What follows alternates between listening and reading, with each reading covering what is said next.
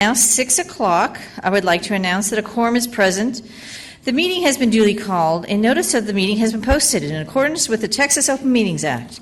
We will now convene into closed session as authorized by Texas Government Code Section 551, specifically 551.071, 072, 074, and 082. And the time is 6 p.m. Thank you.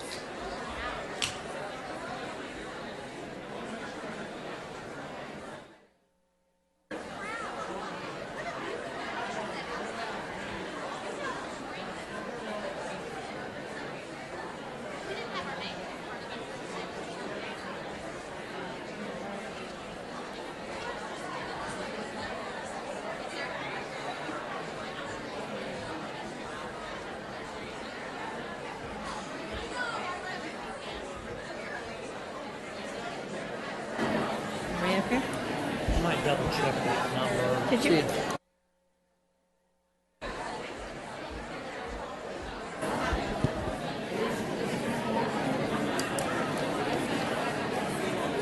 Makes dizzy.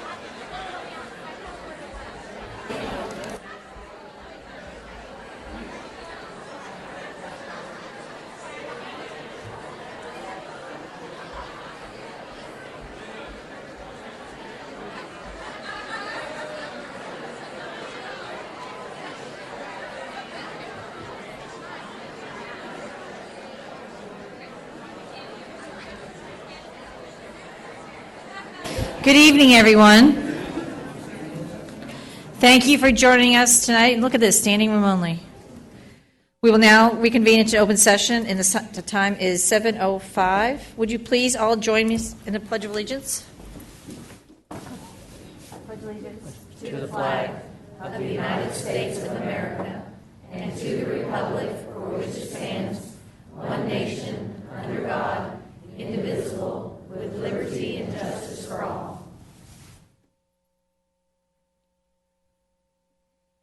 Thank you all very much. We need to consider items discussed in closed session. I need a motion, please. Ms. Kyra, move that all personnel recommendations be approved, including resignation, new hires, administrative contract renewals, and non-extensions as presented by administration. I have a motion, Ms. Duke. I need a second. Ms. Sheffield, thank you. All in favor? That is unanimous. Thank you very much. I need a motion for the zone leader for the East Zone. I move that Leanne Lewis be approved as the East Zone leader as recommended by the Personnel Selection Committee and Administration. I have a motion, Ms. Sheffield. Second, Ms. Duke. Any concerns? All in favor? That is unanimous, and Ms. Leanne Lewis is here today. Oh, there you are.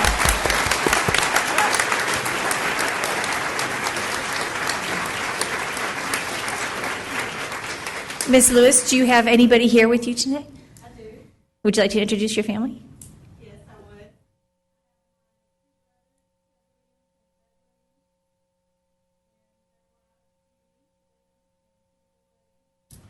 My niece.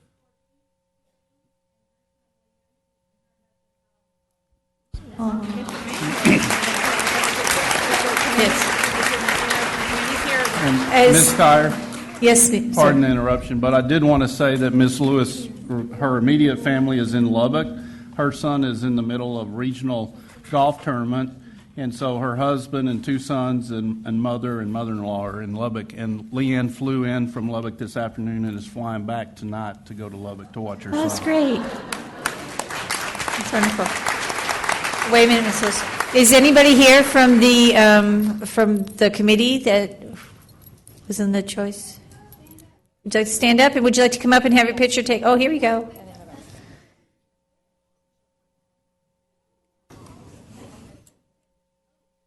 Oh, look at this, and they have goodies. Look at it. Oh. Yeah. Could all the East Zone principals come on up too? And anybody else, parents, anybody East Zone?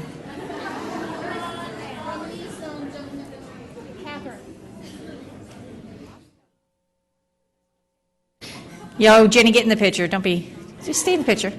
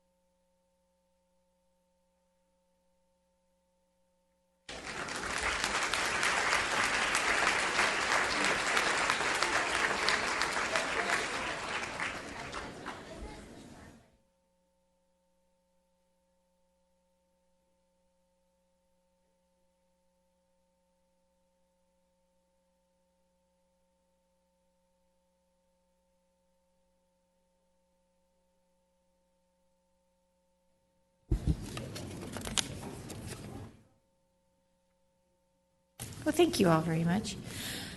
Before we move on, I would like to announce with a heavy heart, this is Dr. Linda Haynes' last board meeting before she goes off into the merry world of retirement. She has 40 years in public education, including TEA, God bless her. Yes, that's why she came here, to have a vacation after dealing with TEA. But Linda, we're going to miss you. Loved working with you all these years.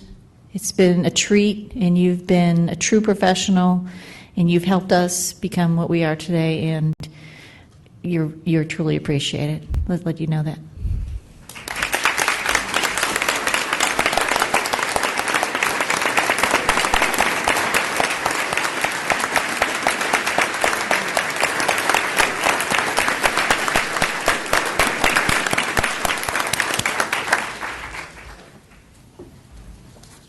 I will take a moment of privilege. I believe you were the only one sitting on this board that hired me June 2nd or 3rd, 2001. So I'm completing my 13th year in the district. This has been an absolute pleasure. This is the longest that I've ever stayed in an organization. One of the reasons that I've stayed in an organization, not because people didn't like me where I came from, but I truly found a home with the Lewisville family. And I think that's the strongest drawing card that we have in recruitment and retention of such high-quality people in our school district, because that sense of family, that sense of community and commitment to one another. So thank you, Carol, in all of your wisdom all those years ago in supporting my appointment. And there were several firsts, and I'm only going to name one first because it's something that I'm proud of. And that is that I didn't realize at the time in June when you hired me, I had a lot of people come up, especially the women, and Dr. Penny Waddell was one of them, hugging me, so excited about having me in the district.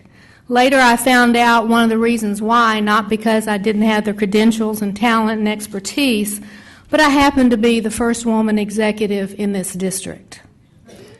So we have come a long way in Lewisville, and I thank Carol very much for her foresight, along with the other board members at that time. So thank you very much.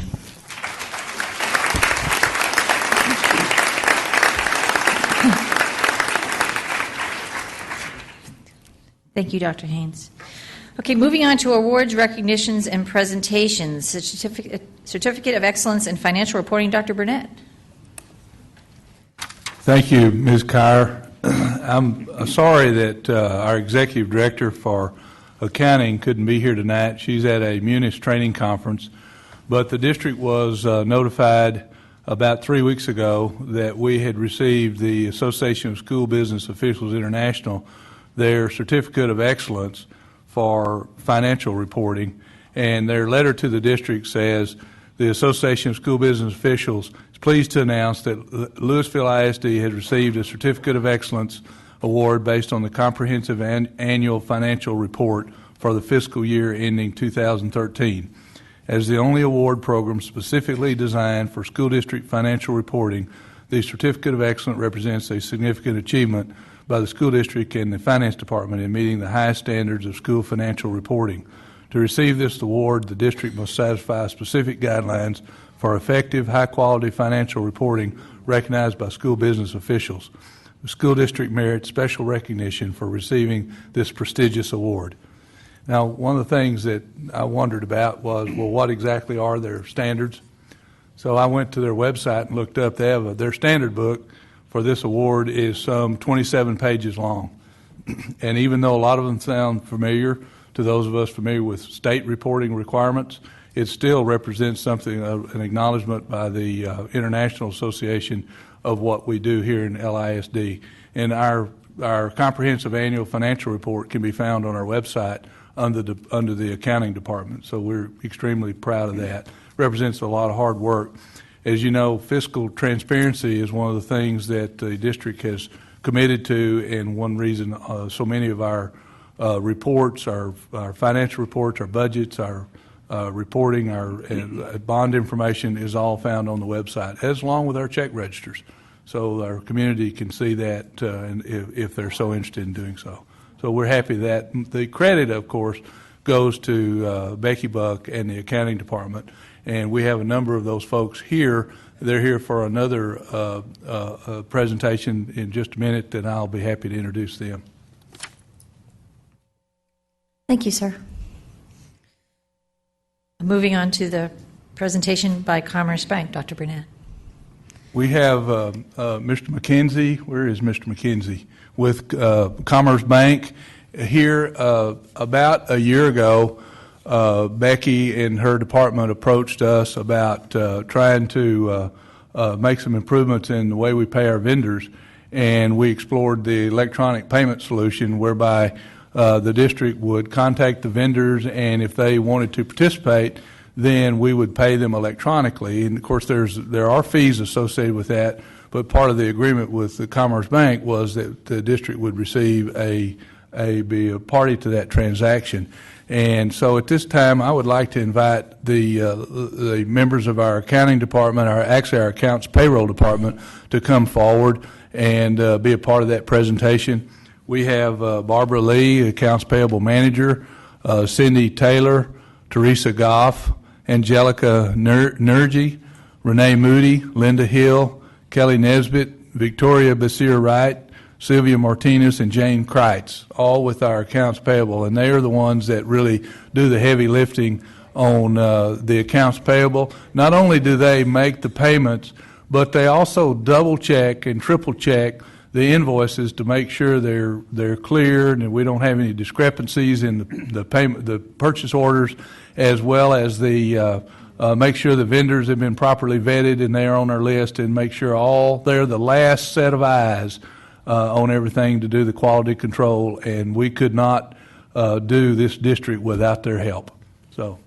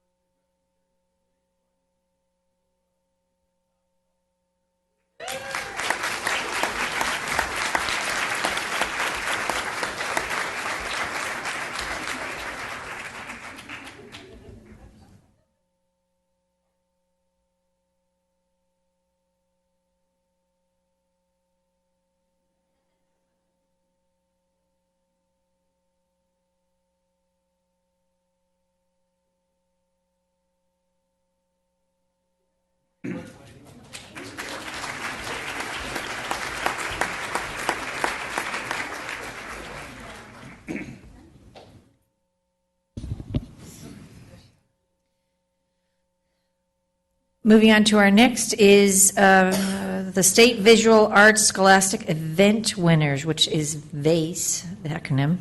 You have to have an acronym. Missy Head is doing the presentation. Here she is. Missy, why don't you come up here to this microphone up here?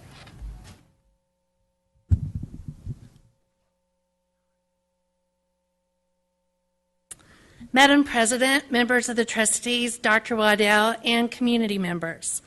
Tonight we recognize the achievements of 7 very talented art students who received a Gold Seal Award at the State VACE held in Bryan, Texas. These students received the highest rating of 5, which represents 1% of their original 27,000 entries statewide. And now I'd like to introduce these talented teachers and their students. From Marcus High School, Jim Neiswander.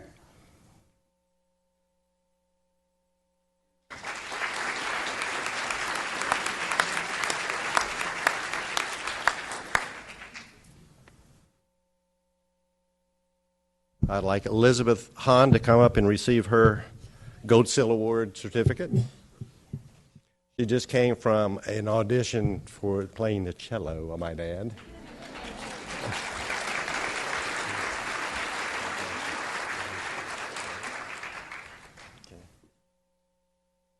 And from Hebron High School in Hebron, 9th grade, Ross Hines.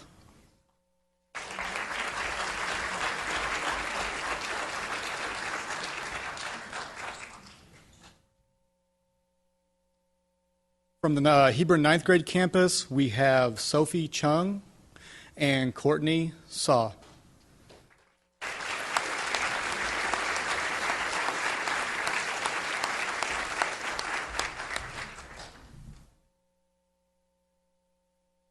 And from Flower Mound High School, Marty Kruk.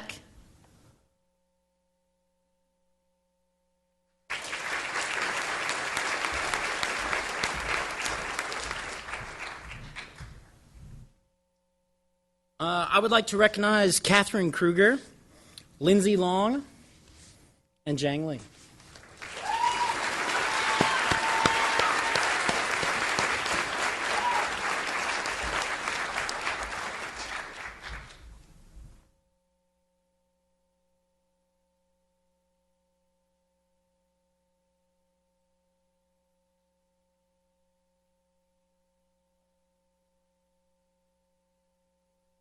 I would also like to recognize the families of these students and also the administrators from these schools. If you could please stand.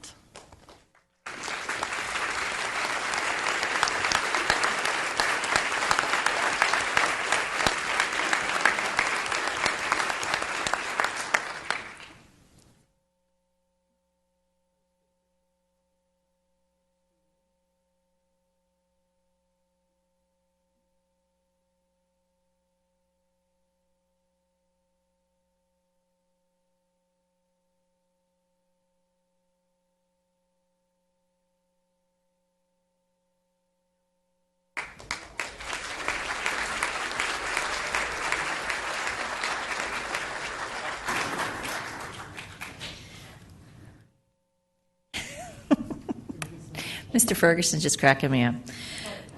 Our Number Sense Competition Awards winners. Mr. Ferguson, would you like to come and join us up here? Just trying to help you move this thing along. Dr. Waddell and Ms. Kyer and the board members. The first female executive. Looks like a female school board. So I don't know what y'all are doing on Christmas Eve, but I was writing the Number Sense test. That's what I do every Christmas Eve for the last 10 years. And we're here tonight to announce the winners, and Ms. Doring is going to come up and help me keep the certificate straight so Dr. Waddell can be free just to shake their hands and stuff. So that'd be great. Lori, thanks for helping out. She helped me run the meet. In the first year, back in 2004, Lewisville won this thing, and ever since then, Flower Mound won it. I think it may have something to do with Miss Walker, I don't know. But anyway, the top freshman score this year was Cy Pershotkaman. And if Cy is here, did I say your name anywhere close to right? Come on, Cy. From Flower Mound High School. Then we have the third place winner from Flower Mound High School, and that's Lakshmi Menon.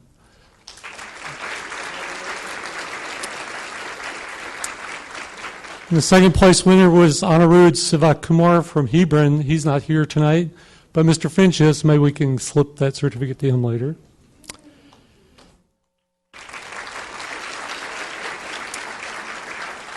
And their overall winner was Aditya Durvasula, also from Florida High School.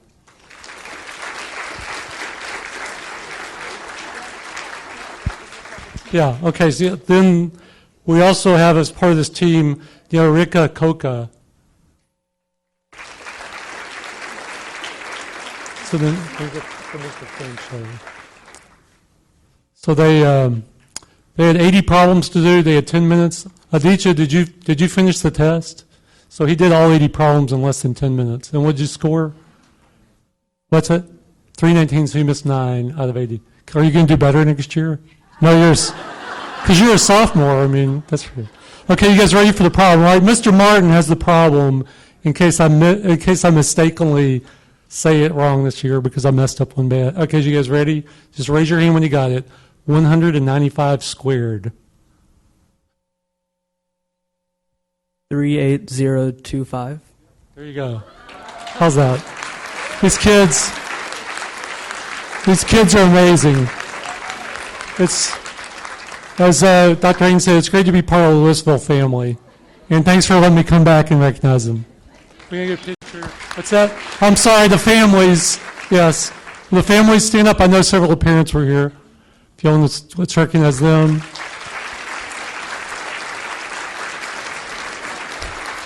And also, speaking of people who are retiring, we need Miss Walker to come up. She's retiring after teaching since 1975, she told me, which I was competing in numbers since in 1975 at Longview High School. So,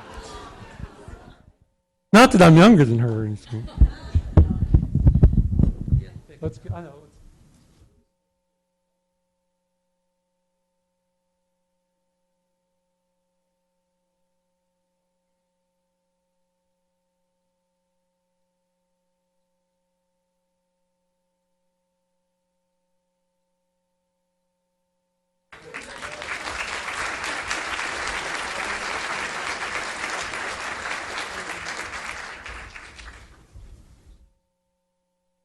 Mary's retiring. Missed that one. All 3 of my kids had Mrs. Walker for math. God bless her. And God bless her was mostly from my son. He's up in Oklahoma, so he won't hear this, so that's good. Yeah, but he won't watch it. Okay, moving on to the 2014 Southwest Region at-large Gold Key Award winners, Scholastic Art and Writing Awards. Missy Hedigan.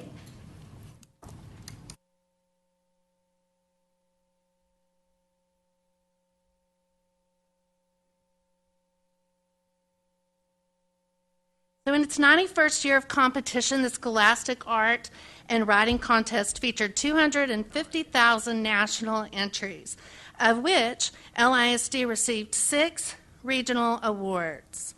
From those 6 regional awards, we also had 1 national award winner, which placed in the top 1% of all entries. I would like to ask our teachers to present those awards at this time. Julie Murdoch, Ross Hines, and Jim Niswinder.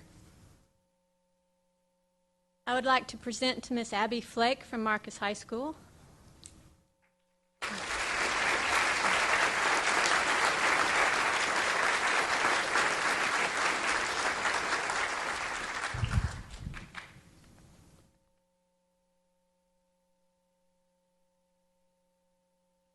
For Marcus High School, Elizabeth Hahn.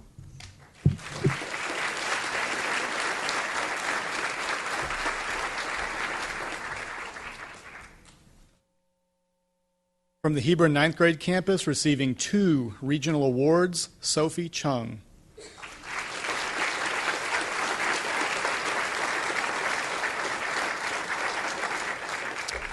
Also receiving a regional award, Min Sin.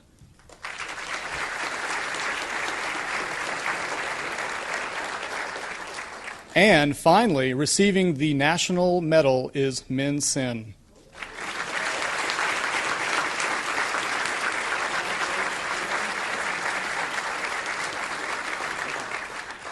And if you're from the school, please stand, and families be recognized as well.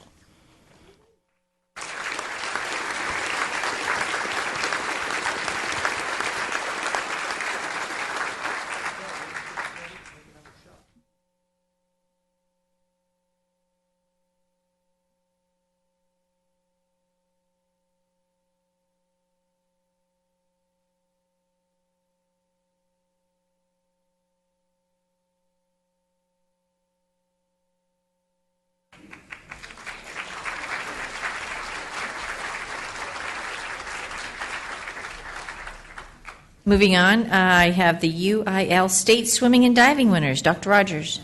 Yes, ma'am. I'd like to ask the swim coaches to come up. Coach Dan Snow from Flower Mound is ill today, so we have Coach Matt Murdoch, the assistant swim coach. So, Coach, come on up. Coach Tom Gargan from Lewisville High School and Coach Shannon Gillespie from Marcus High School. And then we have our dive coach, Sherry McGuire. So they're going to...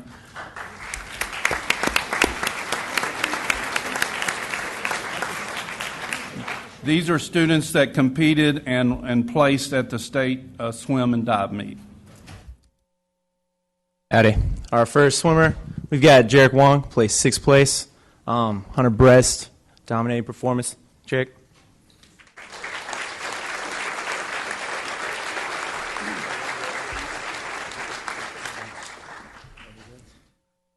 Our 200 medley relay, just to let you guys know that they broke their own record last year. The record that stood before this one, 3 of the people that were on it, one went to the Naval Academy, one is now a SEAL, and the other one went in Olympic trials as a backstroker. So these guys, they're pretty quick. Just to let you guys know. We have Aiden Glenn, was our backstroker.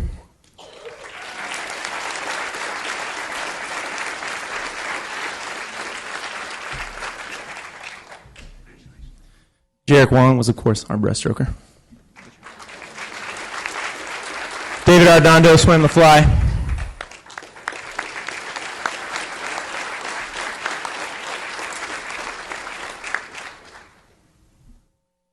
And Brian Kim brought it back with a freestyle.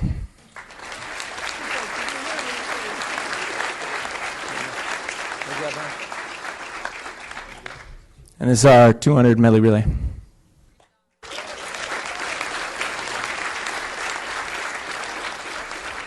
Yeah, we have Kara Eisman from Lewisville. Please come up.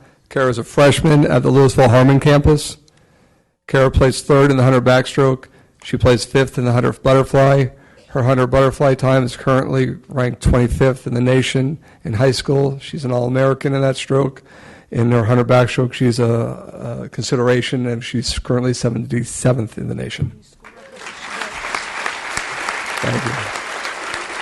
She broke every school record except for 2, the diving and the 100 breaststroke. She's thinking about diving next year.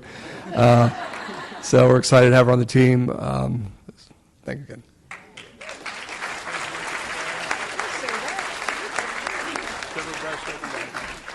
Okay, would Mackenzie Wilborn please come up here?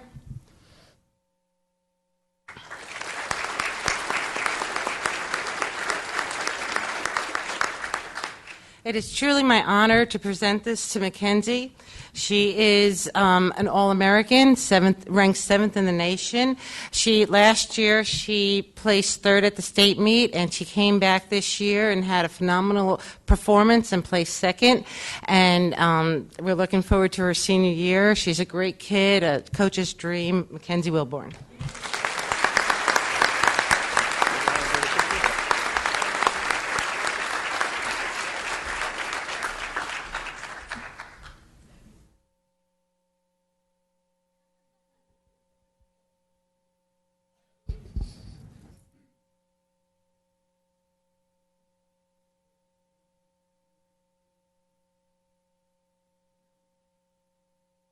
If we can ask the parents and family of these swimmers to please stand, be recognized.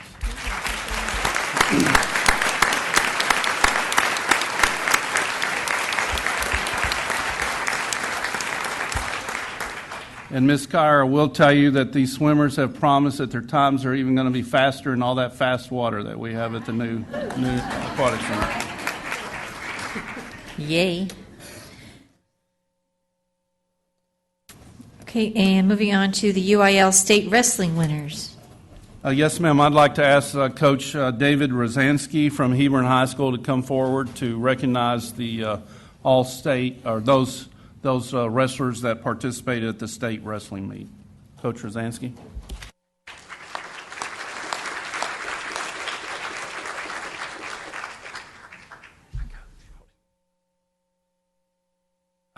I'd first like to recognize Colton Williams, a freshman. He is not here tonight.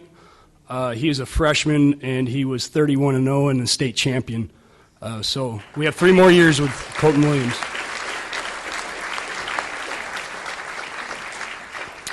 Also, I'd like to recognize Devin Miller. He was a senior, and he's spent 4 years in our program. One great thing about Devin Miller as an athlete, he's a 3-sport athlete, and that's kind of a rare breed nowadays. And I'd like to recognize Devin. He took 6th place this year as a wrestler.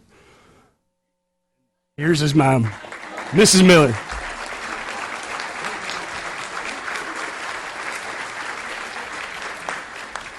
And lastly, Jarrett Lee was a sophomore heavyweight wrestler. His record was 33-12. Jarrett, as you can notice, is a little bit undersized for a heavyweight wrestler, but he just fought and competed and did whatever he could to win each match, every period by period, minute by minute. So, congratulations, Jarrett.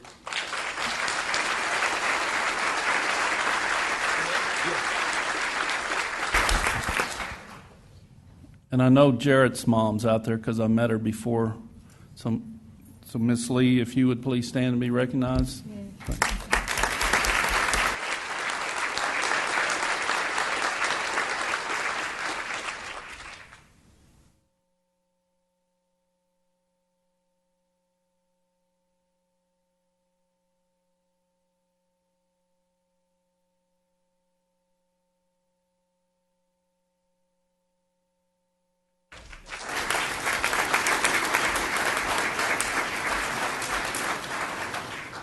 Well, congratulations to everyone that got an award tonight. I'm going to take a quick minute. The awards, recognitions, and presentations are done with, so if you would like to leave right now, that's fine. We're just going to give it a second, but you don't have to. So, look at that. Cool. Thank you all very much. We're going to move on to hear requests to address the board. Persons desiring to address the Board of Trustees must fill out a speaker's card. I have quite a few of them tonight, just a warning. Prior to the meeting, no presentation shall exceed 3 minutes, and we do have our clock up there, so you can please keep an eye on that. And the board cannot deliberate on any subject that is not included on the agenda. So the first card I have is Miss Julie Foudy. Oh, there she is.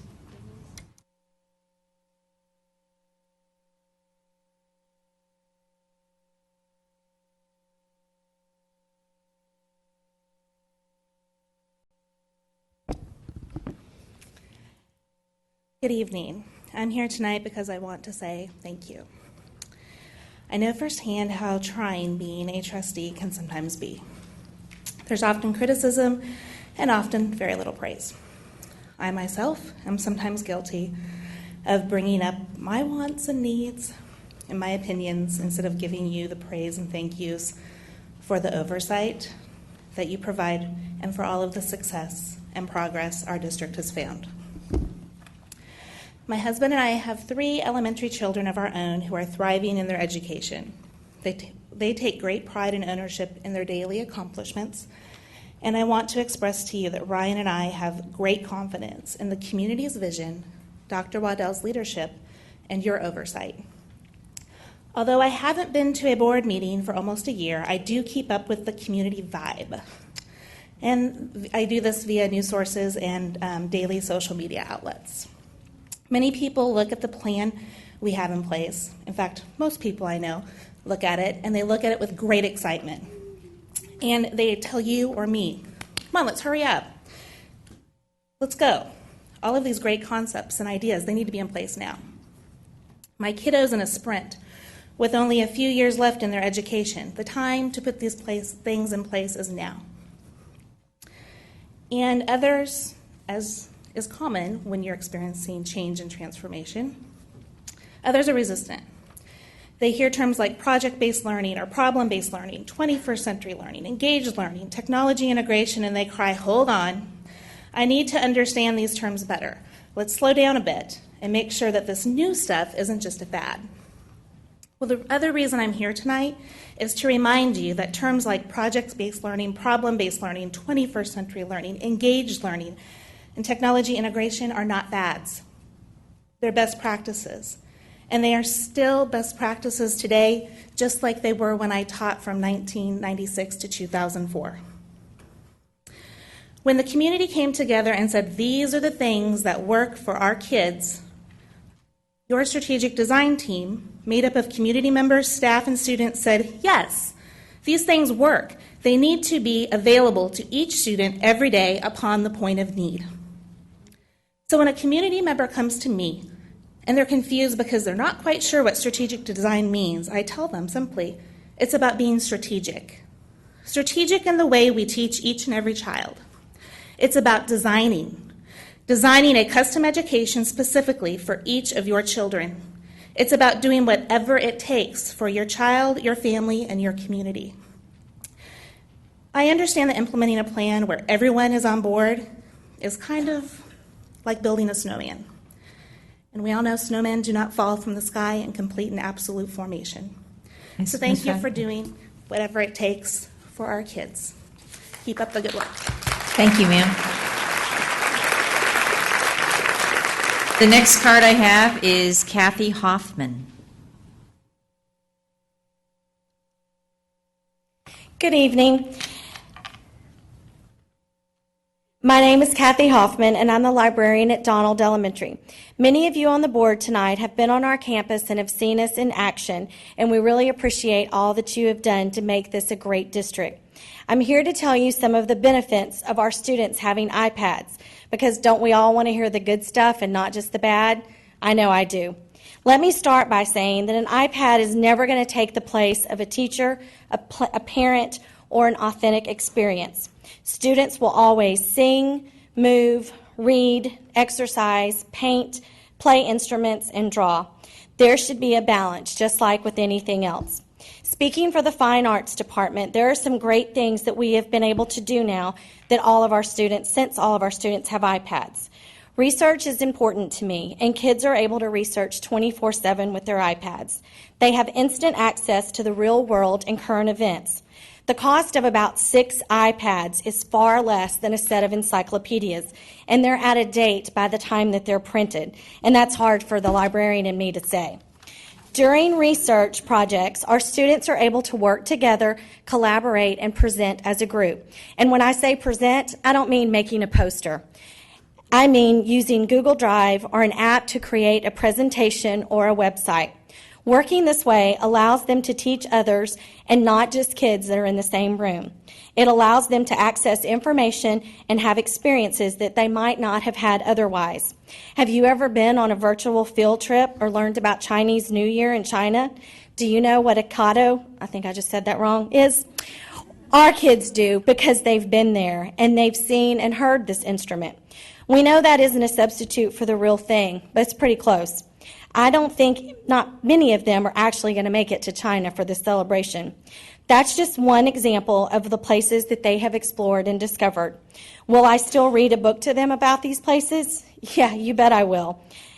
But I'll also take them there. Maybe Dr. Seuss was right when he said, oh, the places you'll go.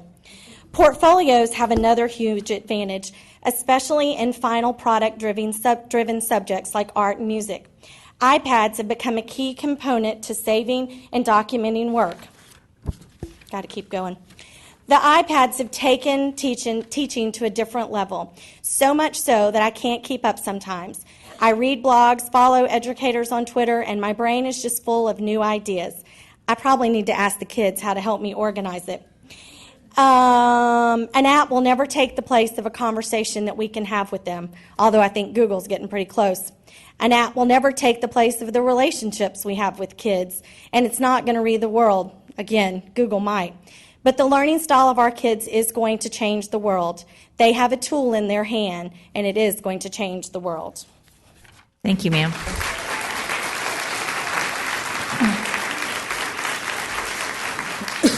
Excuse me. Lisa Moore.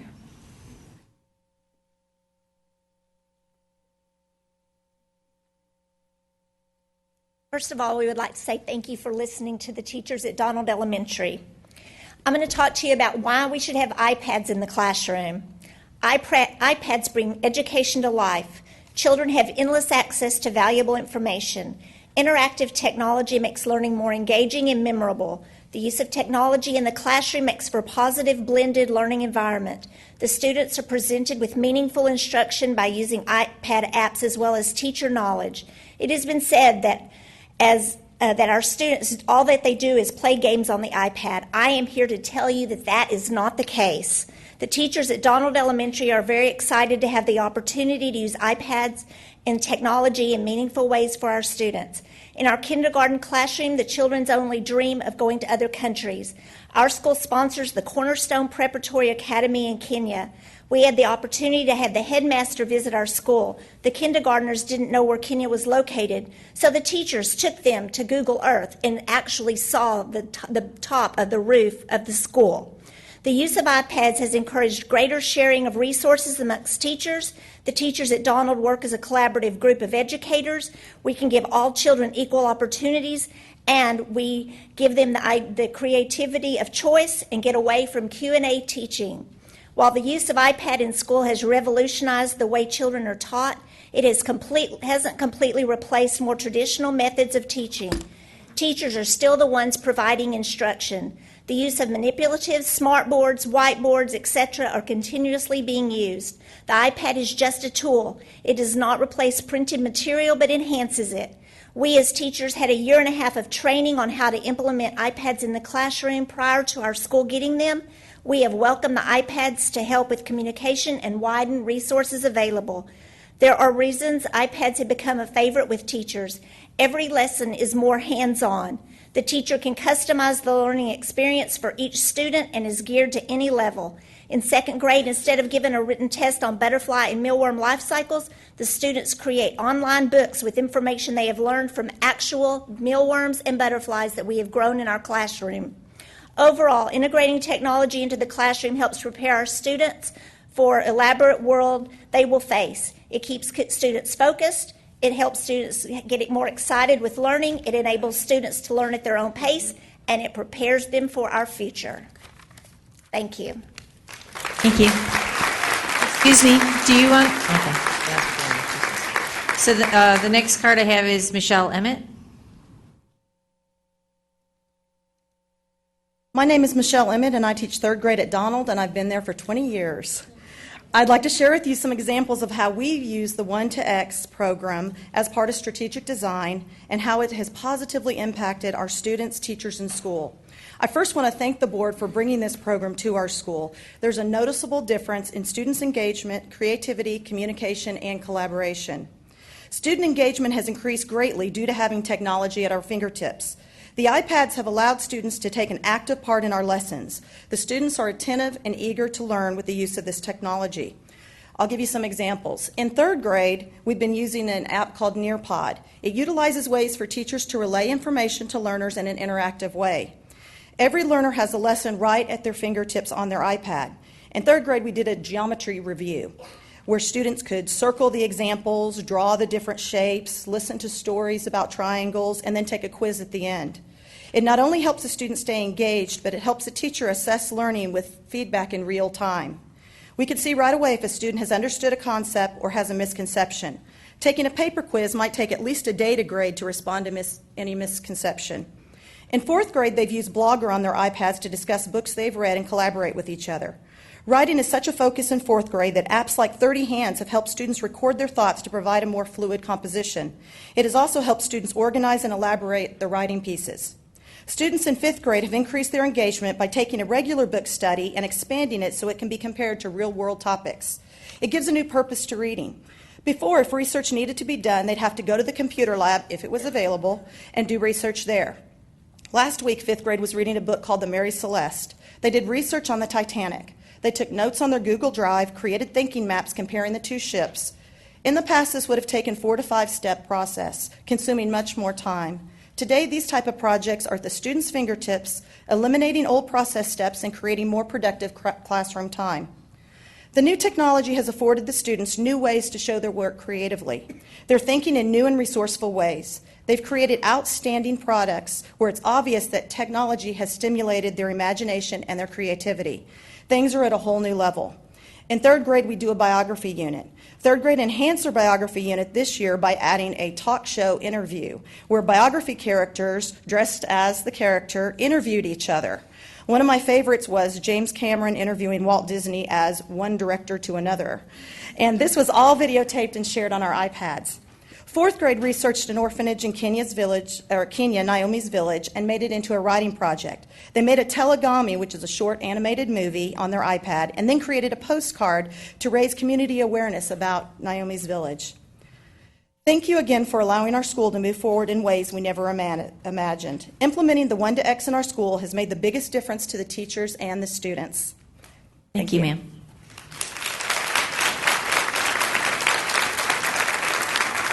Caitlin McGowan.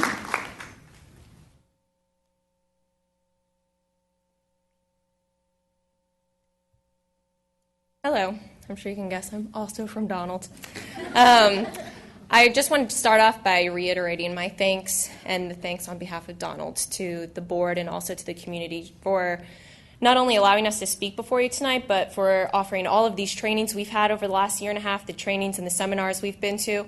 I think that's something that really sets Lewisville ISD apart, is not only are we at the forefront of education, and we challenge our students every day, but I feel like we challenge our staff. I know I feel valued every day when I come to work, and I feel like you and the community have a genuine interest in me developing as a professional and as an educator for the students.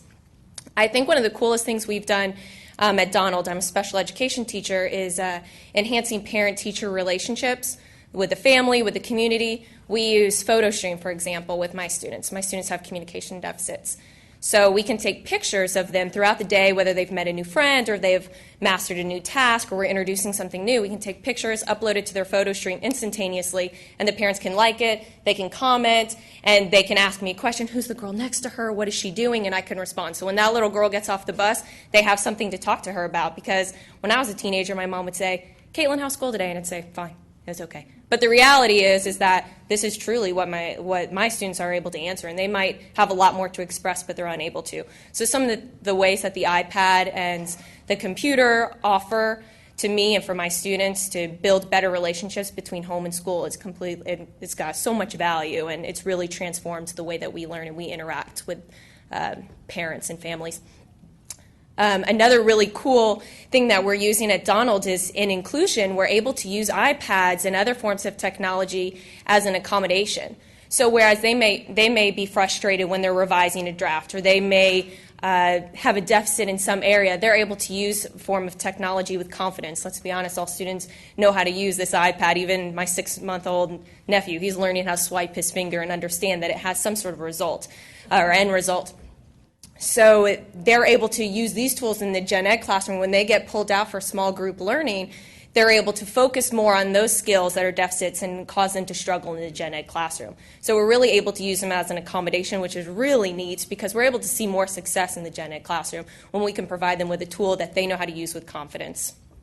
So I heard someone say once that we're no longer in a knowledge-based society. It's more application-based. And even myself, I graduated from high school just down the street in Little Elm in 2006, and I can remember even then putting due dates in my cell phone. In college, half my courses were online. I took assessments. I had to blog.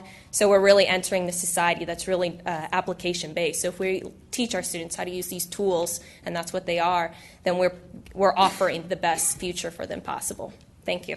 Thank you, ma'am. Yolanda Ray.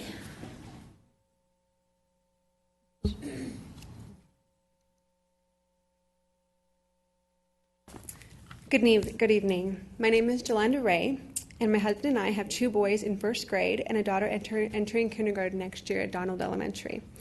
I am here tonight to convey my concerns and experiences from this year with the iPad pilot program at Donald. First off, I think technology is wonderful. It is an amazing tool for learning, and we thoroughly embrace it in our home. We have our own iPad, 2 iPads, and iPhones, and our own desktop computer.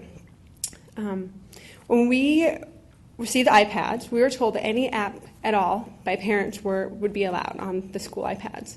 I would like to see this changed to only school-approved apps on the iPad, and this is one of my reasons. My neighbor, who was in 3rd grade, had a school friend over, and they were playing games on their school iPads, and my friend's mother, the mother of the boy, was shocked to find that the friend's parents had approved very violent, cursive games with the words spelled out, cursive swear words all over this game. And my experience with my boys is they're extremely distracted when someone in any room is playing on any app that is not educational, and they cannot function and focus on their own work. And these iPads are a school-owned tool for learning and not a toy for our kids. And I feel like even the best teachers cannot constantly monitor 20-plus children in a classroom, making sure that every one of them is on task and not one of them has gone off and played an app that is not educational that would benefit them.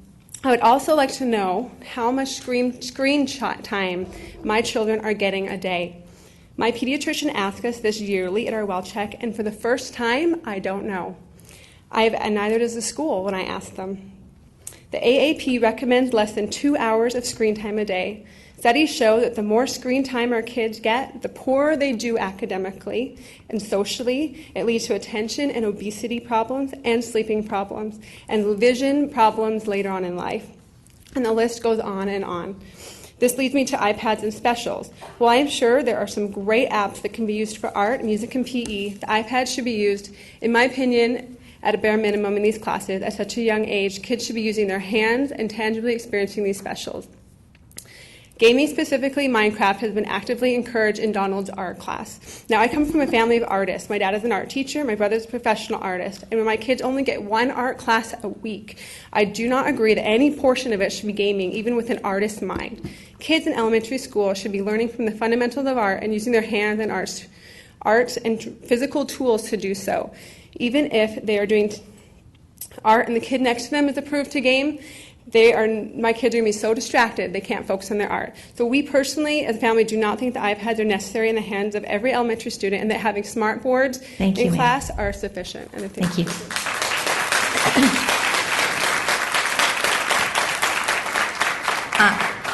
Mr. Robre.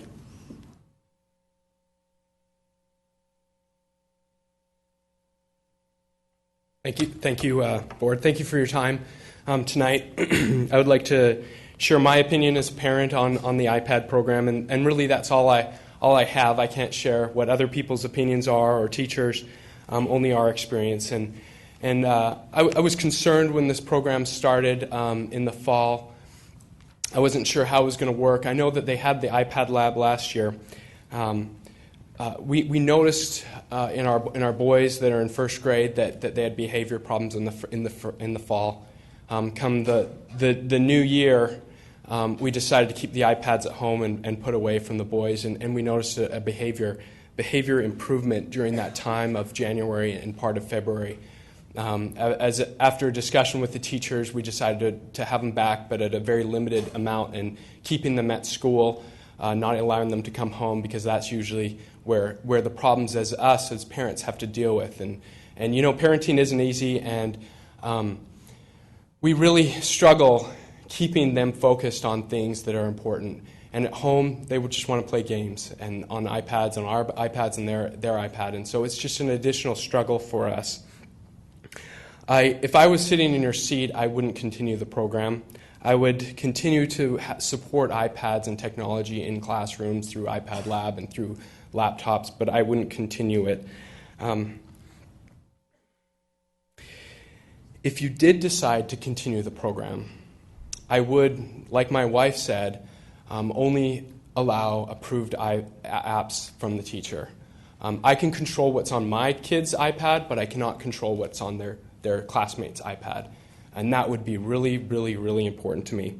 I'd also like, since it's worked so well with us in our class, with my kids, to have the iPads at school. That would be helpful because, as the teachers have expressed, the problems aren't really in the class. They can control in the class to an extent, but outside is when it really becomes a struggle for us. The last thing, and this is one of the very few ways that we can give feedback, I would really strongly support a survey for all the parents in these pilot programs so that everyone has an equal shot at giving their feedback, whether they are in support of it or whether they aren't. That would be extremely helpful to us and to me to know what other people's thoughts are. Because majority of the people I've talked to have expressed similar concerns. So thank you for your time, and I appreciate it. Thank you, sir. Annabelle Jones.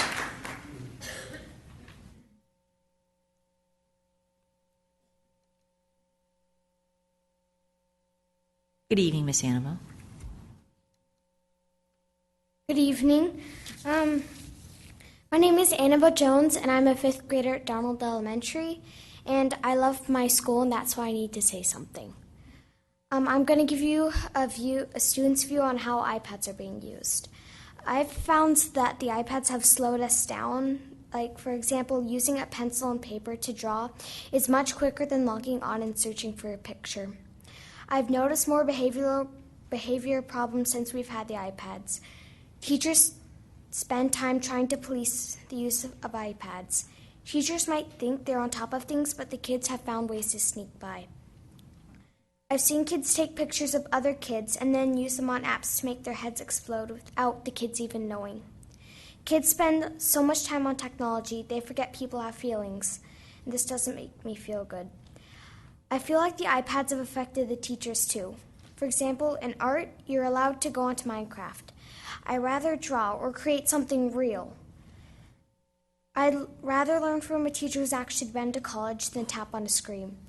This is my chance to learn, and I feel that it's being wasted. We're down to 3 specials at my school. Rather than having iPads, I'd rather have our drama teacher back.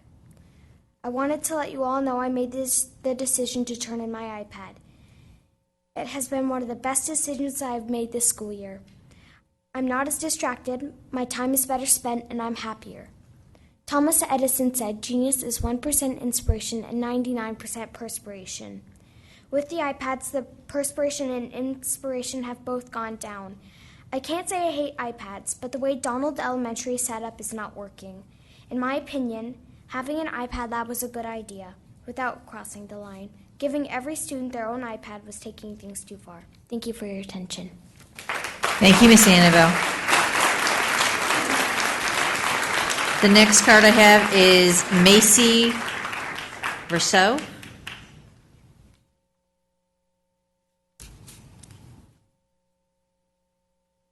Good evening. My name is Macy Rousseau, and for the past 11 weeks, I have been student teaching at Donald Elementary. My first placement was in a 1st grade classroom, and my current placement is in a communications classroom. Over the past few years, I have observed, taught, and been employed for other districts and schools who did not have access to technology such as iPads and laptops to this degree. From my short time at Donald, I have seen the impact it can make. Doors have opened for all students. In some ways, it has bridged the gap for students with disabilities, learning, and language deficits. From my very first day at Donald, it was very apparent that this innovative program has enhanced the learning environment. I stress the word enhanced because it has added something new and beneficial. It has not taken away important learning aspects. The important traditional skills such as writing, reading, and critical thinking have not been replaced, but instead a balance has been created to make blended learning. The use of these devices complement instruction, creating a flexible learning environment where students can engage in meaningful and relevant experiences. While students continue to participate in whole group instruction, learning is being reinforced through independent and collaborative assignments using technology in a 21st century manner. It has been great to see the amount of initiative and responsibility students show. Teachers have intentionally taught and required students to assume responsibility of their devices and instill digital citizenship, which in turn has transferred into many aspects of their life. I believe great things are happening. Thank you.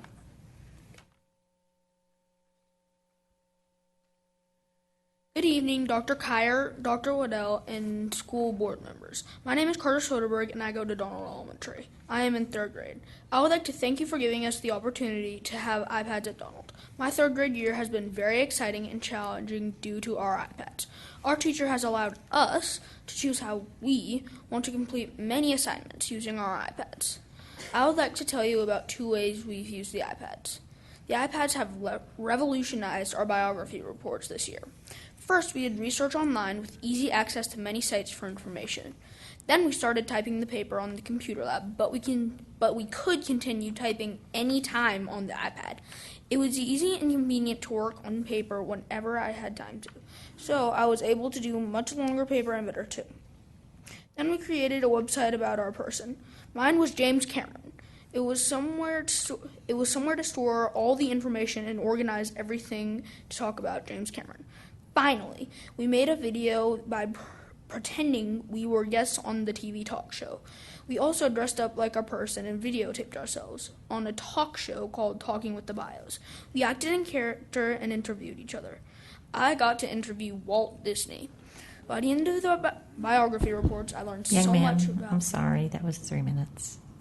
Thank you. Thank you very much.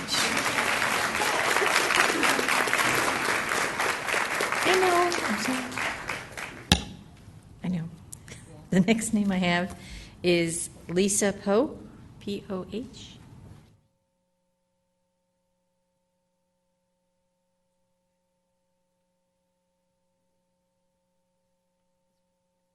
Hi, my name is Lisa Pugh, and my daughter is a 4th grader at Donald Elementary. I just learned about the meeting tonight, so I do not have anything prepared, so I'm speaking from the heart.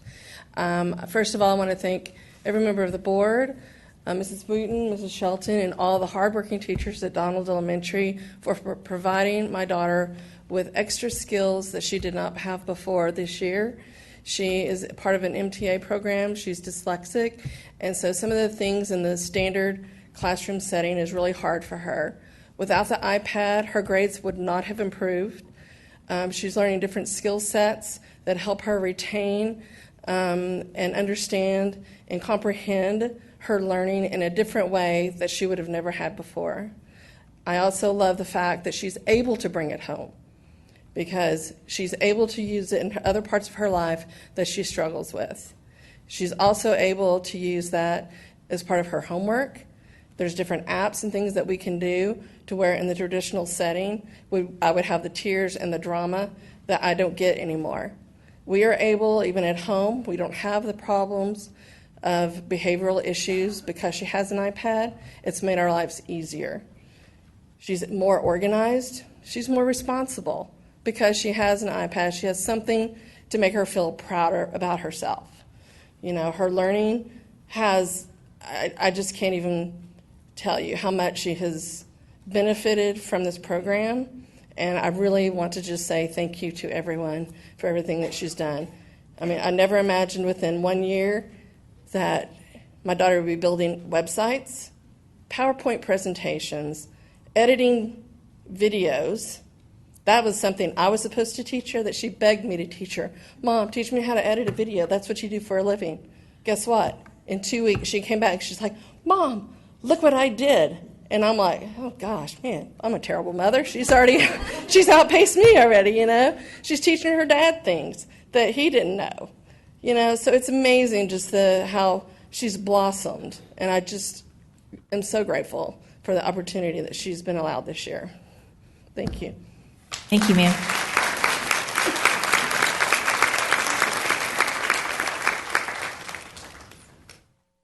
Sandra, is it Lewis?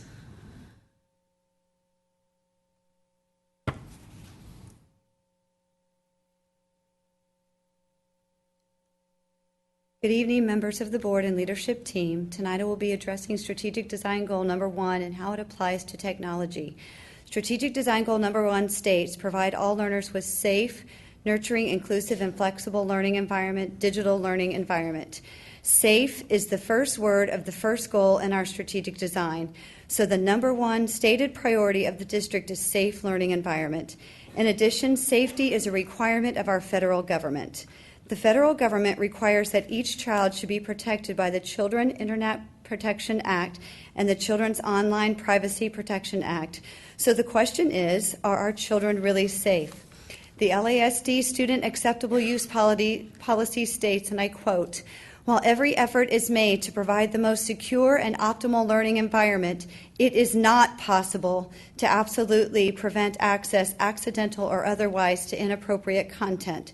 It continues in bold to state, "It is each student's responsibility to follow the guidelines for appropriate and acceptable use."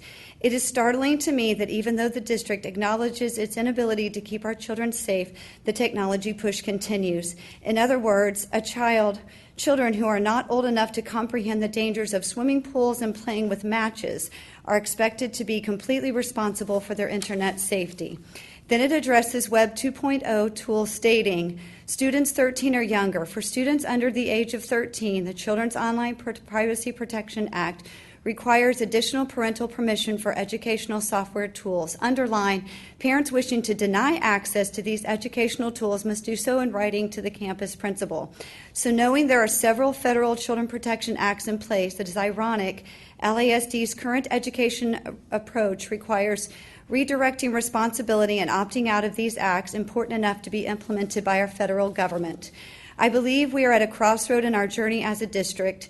It's my understanding all of the 2008 bond money for technology has been used, including the original $63 million and the additional $40 million that was reallocated from other areas. Number 2, school board elections are coming up beginning at the end of April and continuing until May 2nd for places number 6 and number 7, with candidate forums on April 15th and 22nd.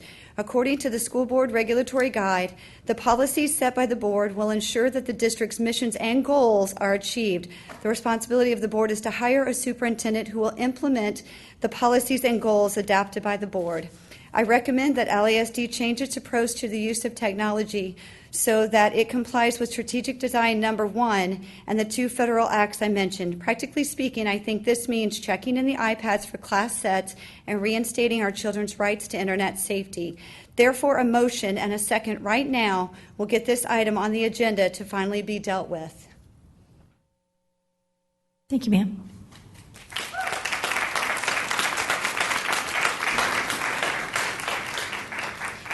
Young lady, would you like to have a minute? Just want you to tell us your name. Macy Soderberg. And you're from Donald? Okay. Good evening, President Kyer, Dr. Waddell, and school board members. My name is Macy Soderberg. I go to Donald Elementary, and I am in the 1st grade. I would like to thank you for giving us the opportunity to have iPads at Donald. This year has been much different than last year because iPads have given us the chance to learn at my own pace and do very challenging projects. I've been learning a lot more since we can search on the Safari app and learn about a topic. Then we can do a presentation and get pictures and write facts about the topic. Then we can record our own voice to explain what we want to say. I've been more excited to go to school and learn because the iPads have made learning exciting for me. They also help our teachers find things easier and faster when she is teaching. We have completed several assignments by doing a presentation on our iPads. I have done one on pilgrims, one about being a grocery store manager, and a presentation on the life cycle of a plant. And I am working on a project on bald eagles by observing a live feed of an eagle family of 2 parents and 3 baby eagles in a nest located in Decorah, Iowa. We even looked at their natural habitat in Google Earth. For these assignments, I did my own research using the Safari app by reading and watching videos about my topic. Then I used my own pictures from the Educreations or Safari apps. Then I type about the topic. Then I record my voice explaining the topic. I usually use the Story Creator app. I love getting up and showing my class something fun and educational, and they get to learn something fun in a new way that's interesting and different. Thank you again for this great opportunity to have my own iPad in my classroom, and I hope more schools get to have them too. Thank you. Thank you very much.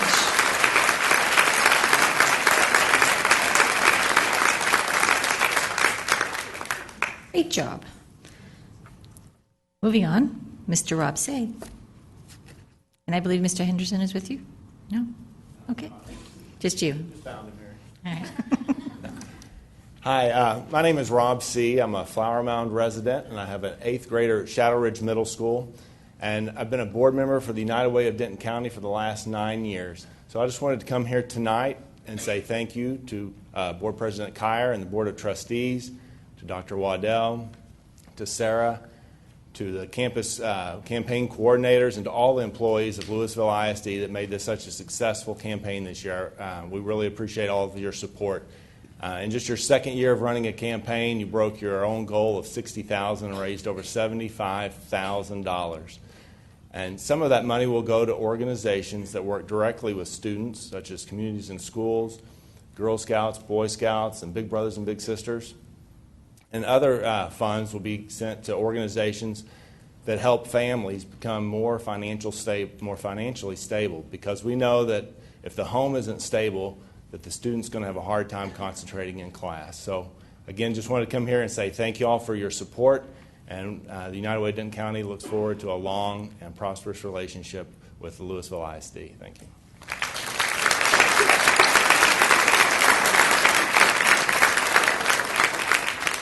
Thank you very much.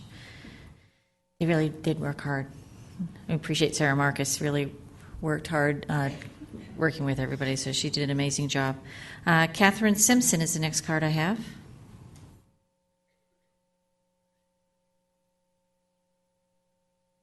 Thank you. Clearly, we have a lot of parents here tonight, and I know you want your kids safe when they go to school every day. No one wants the call of, God forbid, what happened in Pittsburgh last week. While other schools deal with weapons, our kids deal with bullies, which cuts to the heart like a weapon. Our kids are being wounded with words and physical actions that cut straight to the heart. Everyday crimes are committed against my daughter. I am going to tone down the language because it is so profane and for this audience and for this board, but it's appalling that my daughter is subjected to this language in front of staff, teachers, and other peers. She has been called the C word, a effing B word, a slut, in front of teachers, peers, and online. She has also been physically bullied by being pushed downstairs and tripped in hallways. She has been urged to kill herself or slit her wrist. And this is due to the iPads as well as iPhones and so forth. She cries every night, and in the morning, she asks not to go to school. She begs me to switch schools or to homeschool her. We may not feel the pain our child feels when being bullied, but the pain is there in their hearts. I have raised this issue to Mr. Tickner at Forest Wood Middle School for over 5 years now, through 2 daughters. My oldest daughter has been pulled out of this LISD system and is at a private school in Plano that we drive back and forth to every day. My younger daughter will likely be exiting the LISD school system as well because I refuse to allow her to suffer. On Friday, Principal Tickner held an 8th grade class meeting acknowledging that this issue has been raised to a higher level and that others are now involved, that this is the worst 8th grade class ever. He has placed the blame at the feet of these kids instead of taking ownership for his lack of following. Ma'am, we're not allowed to attack the staff. LISD's, I will not talk about his name anymore. For his lack of following LISD's no bully tolerance policy. As a result, we have been identified as the family speaking out against these crimes and targeted now at home. We have a video of one girl leaving a note at our doorstep yesterday warning us to watch what we say. We have filed 2 police reports this month for matters related to theft and harassment. This video and this note is wanted by every TV station in town, and I am not afraid to go as far as I have to. I am at wit's end and feel no further effort is possible besides raising this to the highest level. This board needs to take action immediately and enforce this no bullying tolerance. Thank you, ma'am.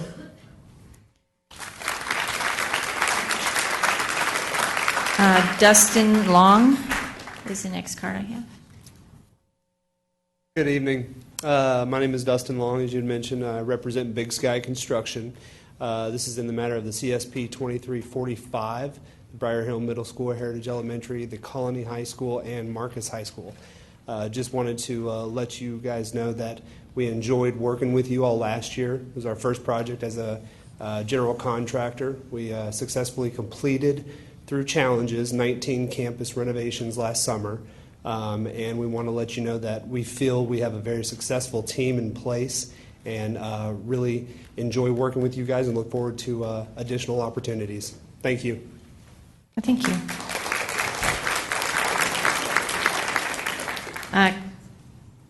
Christy Merrill, am I saying that right? It's M-E-R. Merrill? Oh, she's.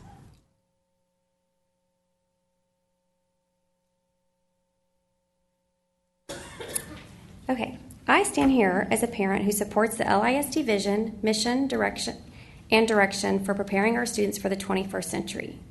I appreciate your vision for transforming education and individualizing instruction for each and every child. I believe we all want what's best for our children, my child, and all the children in LISD.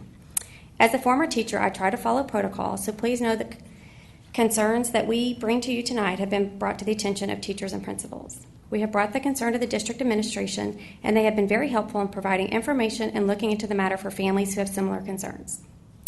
I'm coming to you in hopes that this concern may possibly be addressed through local district policy presented and passed by you, the Board of Trustees. My concern is that teachers are not required to give completed and graded tests back to the students as a learning tool, or just for the fun of it, to see what they missed.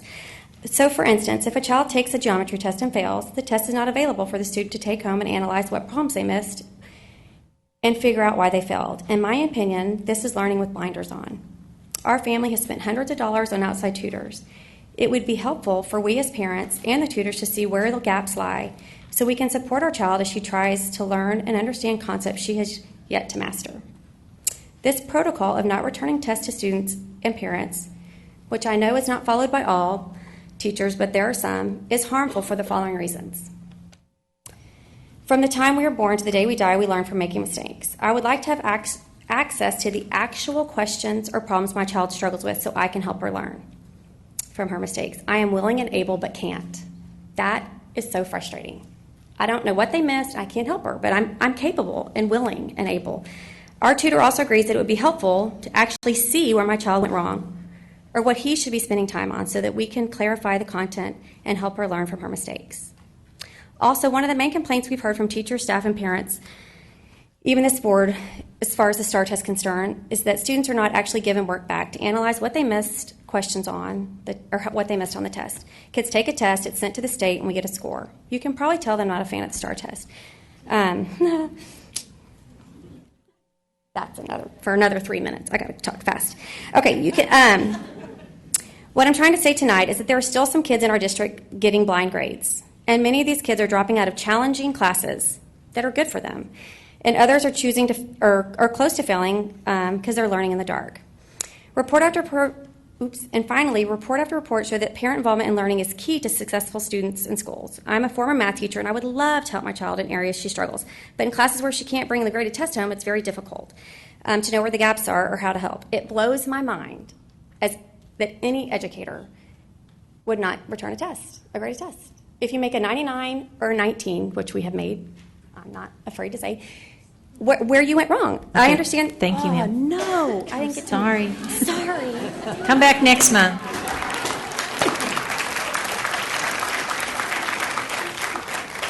Michael Scott.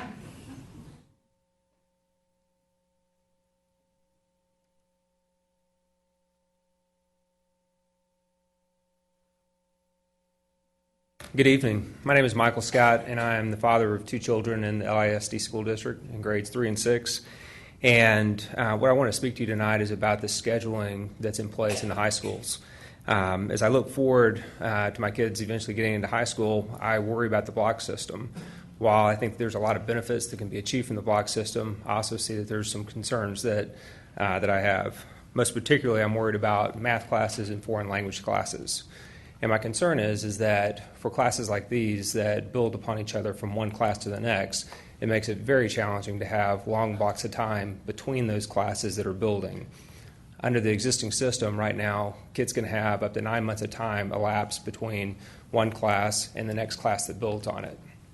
And just as a parent, using common sense, I would say it's hard to imagine having that big of a block of time elapse and have to relearn those materials 9 months later before you can get into the new materials. So I think common sense would dictate that that's not an appropriate program for kids in those classes. In addition to a common sense review, there's also studies out there that have been performed that look at the results of tests or the results of student performance, comparing different scheduling methods. I'll bring a couple of these reports to the attention of the board. There's one report done by the Washington School of Research Center where it looked across scholastic performance of students across various scheduling methods, a traditional, a modified, a 4x4 block. And that test concluded that the students performed academically much better in a modified block schedule as compared to the 4x4 block schedule. I'd also point out a report done by Dr. Ronkovic. In his report, he concluded, what we found was that students who studied Algebra 1, Geometry, and Algebra 2 under the block scheduling performed significantly below those studying the same subjects under traditional scheduling on an early college math achievement test. So not only does common sense suggest that we should reconsider the method, but also there's studies that also support that view. So I'd ask the board to consider a shift in methodologies to consider a modified schedule or modified block to give students flexibility so that if they choose to take math year-round or if they choose to take foreign language year-round, that they're given that option. As a first step, I bring to your attention that the scheduling committee has already done work to help you understand this issue. Apparently they did a study in 2012-13 calendar year or school year in which they looked at the community, they looked at students, they looked at teachers, and tried to assess in our district the viewpoints on the block scheduling we have in place. I would ask you to have a board meeting, a board workshop to meet with that committee and understand the results. I'd also like for you to look at the academic research that's been done to further study it, and hopefully fairly quickly you get to a recommendation to move to a modified block. Sir. Thank you, sir. The next card I have is Bobby Ames.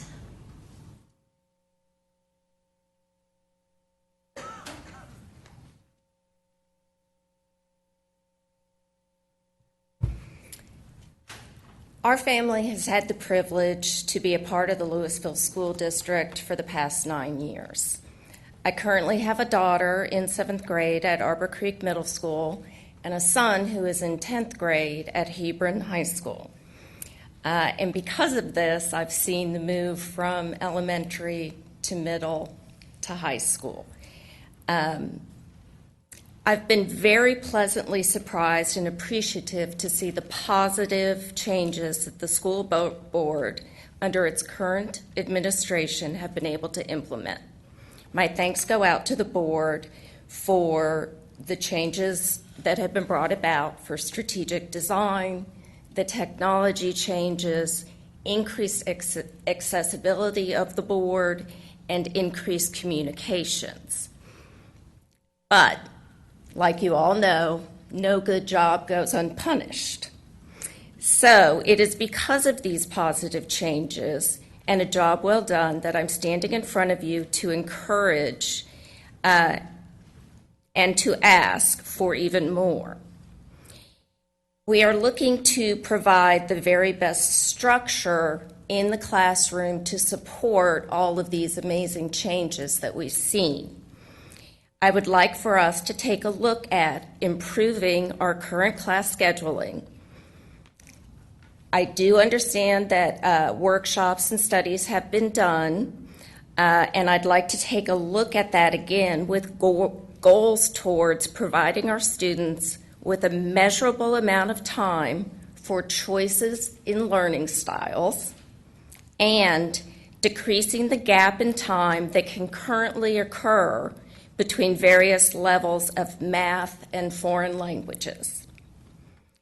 So first I'm going to talk about the providing students with alternate types of learning styles. We all know that it's best to give students multiple types of learning styles, but we don't have any way currently to measure how much this is happening within the classrooms. We have the structure to do it within the current block schedule, but are we doing it and are we measuring it? The second goal and reason why I want to look at the scheduling process is to reduce the gap. Currently, a student can take Algebra 1 and then wait for 9 months to take geometry, wait another 9 months to take Algebra 2. The same is true of the gap in foreign languages. I want to point out that my son, who's not going to appreciate me talking about him, but who plays baseball for Hebron, currently gets 2 times the amount of baseball than he does a core class in the current curriculum. Thank you. Thank you.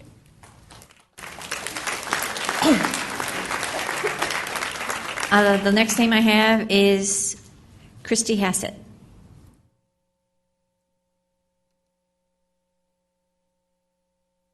Hi, I'm Christy Hassett. I had a couple questions on the agenda tonight. I emailed Dr. Riddell earlier, but I haven't yet received the answers, so I was going to come and bug y'all. Lucky you. One thing actually not on the agenda, I also had a comment on Dallas Morning News ran an article on the iPads, and in the article it didn't reference that Lewisville had said it, but in the article it said that there was an independent consultant. And I was just curious if that was true, and if so, who it was. That's not on the agenda. Several other things that were on the agenda, EdUphoria versus PEAMS.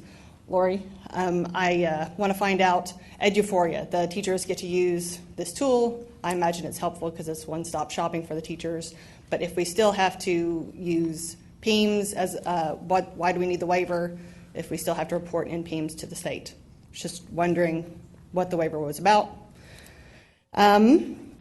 Also, the community-based accountability team or the community-based education has been pulled, but I was wondering about who was on the community-based education team listed previously on the agenda, just out of curiosity.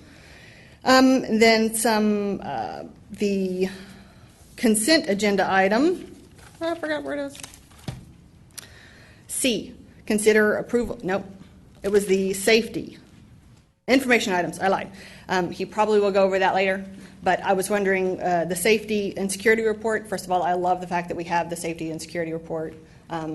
Our principal is telling us that in that report, for our school at least, that the police officers knock on the door, try to let a kid, hey, I've got a backpack, let me in. Most of the time, elementary school kids will let them in because they're elementary school kids, but then the objective is for him to be stopped very quickly because he doesn't have a badge. And I know that we did very well. I was just wondering what was where can we find a breakout on how each school did, and what are the recommendations from each school's breakout? I'd like to know.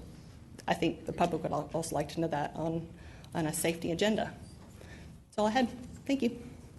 Well, hopefully we'll answer all your questions during the meeting.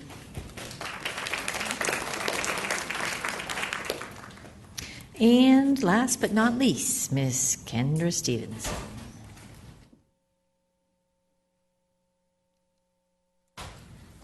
Good evening. I'm here once again to talk about gifted and talented programming in LISD, and I want to thank all of the board members and Penny and Lori who have taken so much time to talk to me about this subject.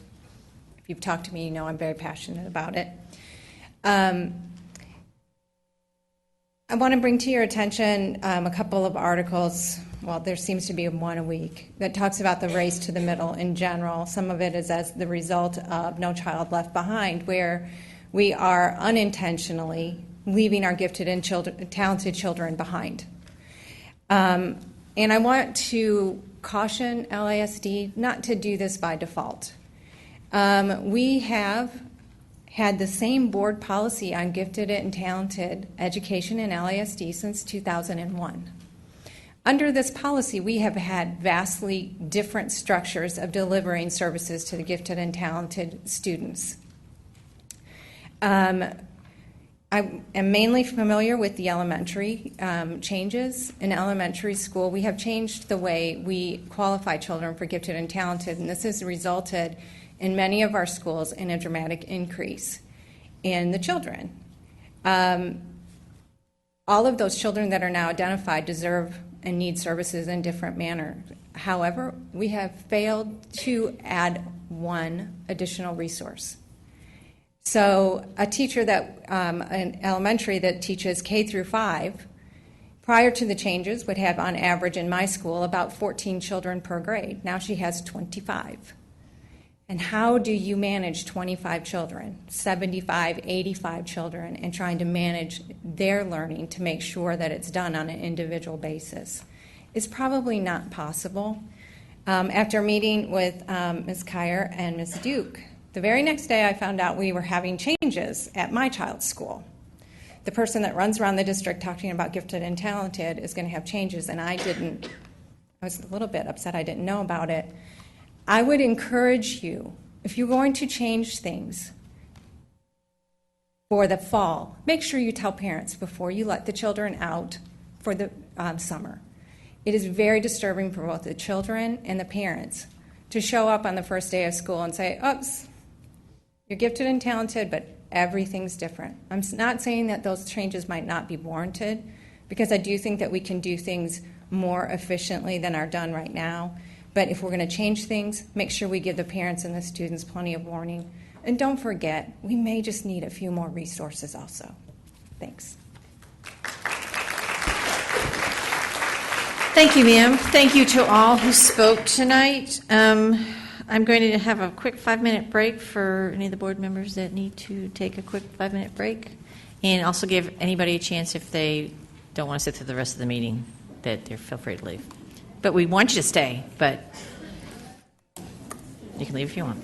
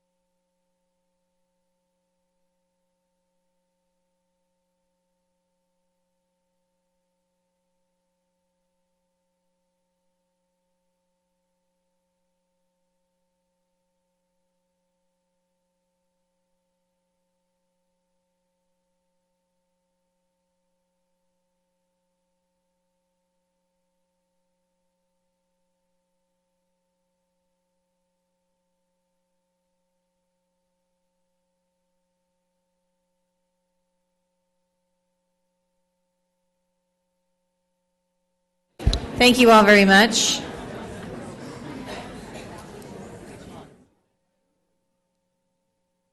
Okay, we're going to move now onto our informational items. Dr. Brockman, proposed changes to TASB board policy, DK local assignment and schedules.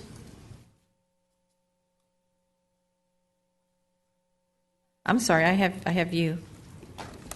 I mean, it's even in red. Okay, Dr. Haynes. So, Brenda West. Okay, Ms. West. Anybody else? Third time's a charm. Good evening, President Kyer, board members, and Dr. Waddell. In October, we began discussing ways to revise the board policy that outlines the guidelines for forced transferring employees in DK Local. We held a series of meetings as well as sent out a survey to all LASD teachers and administrators. Teacher organization representatives were also invited to attend the meetings held in the fall. We received more than 1,900 responses to the transfer policy survey, including 143 administrators and 1,326 classroom teachers. 82% of those employees responding to the survey believed there should be a limit on the number of times someone can be forced transferred. 254 teachers who responded indicated they had been forced transferred in the last 10 years. This policy only guides the process for transfers considered as forced transfers. Forced transfers are those teachers that are moved from one campus to another because their current campus is having a reduction in positions. This policy does not govern or prohibit any employee who is voluntarily seeking out a new position once they meet the requirements to voluntarily transfer. I have two representatives presenting this evening from the committee who attended the transfer policy meetings, and they'll go through the proposed changes. We have Dr. Robin Mackey, principal at Wellington, and Ashley Handel, a teacher at Liberty who has been the victim of forced transfer on multiple occasions. Good evening, President Kyer, board members, Dr. Waddell.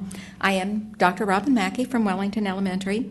I'm going to step away from my notes for just a minute to comment that, dealing with forced transfers is not the most fun topic in the world, and it has the potential to be a little emotionally divisive.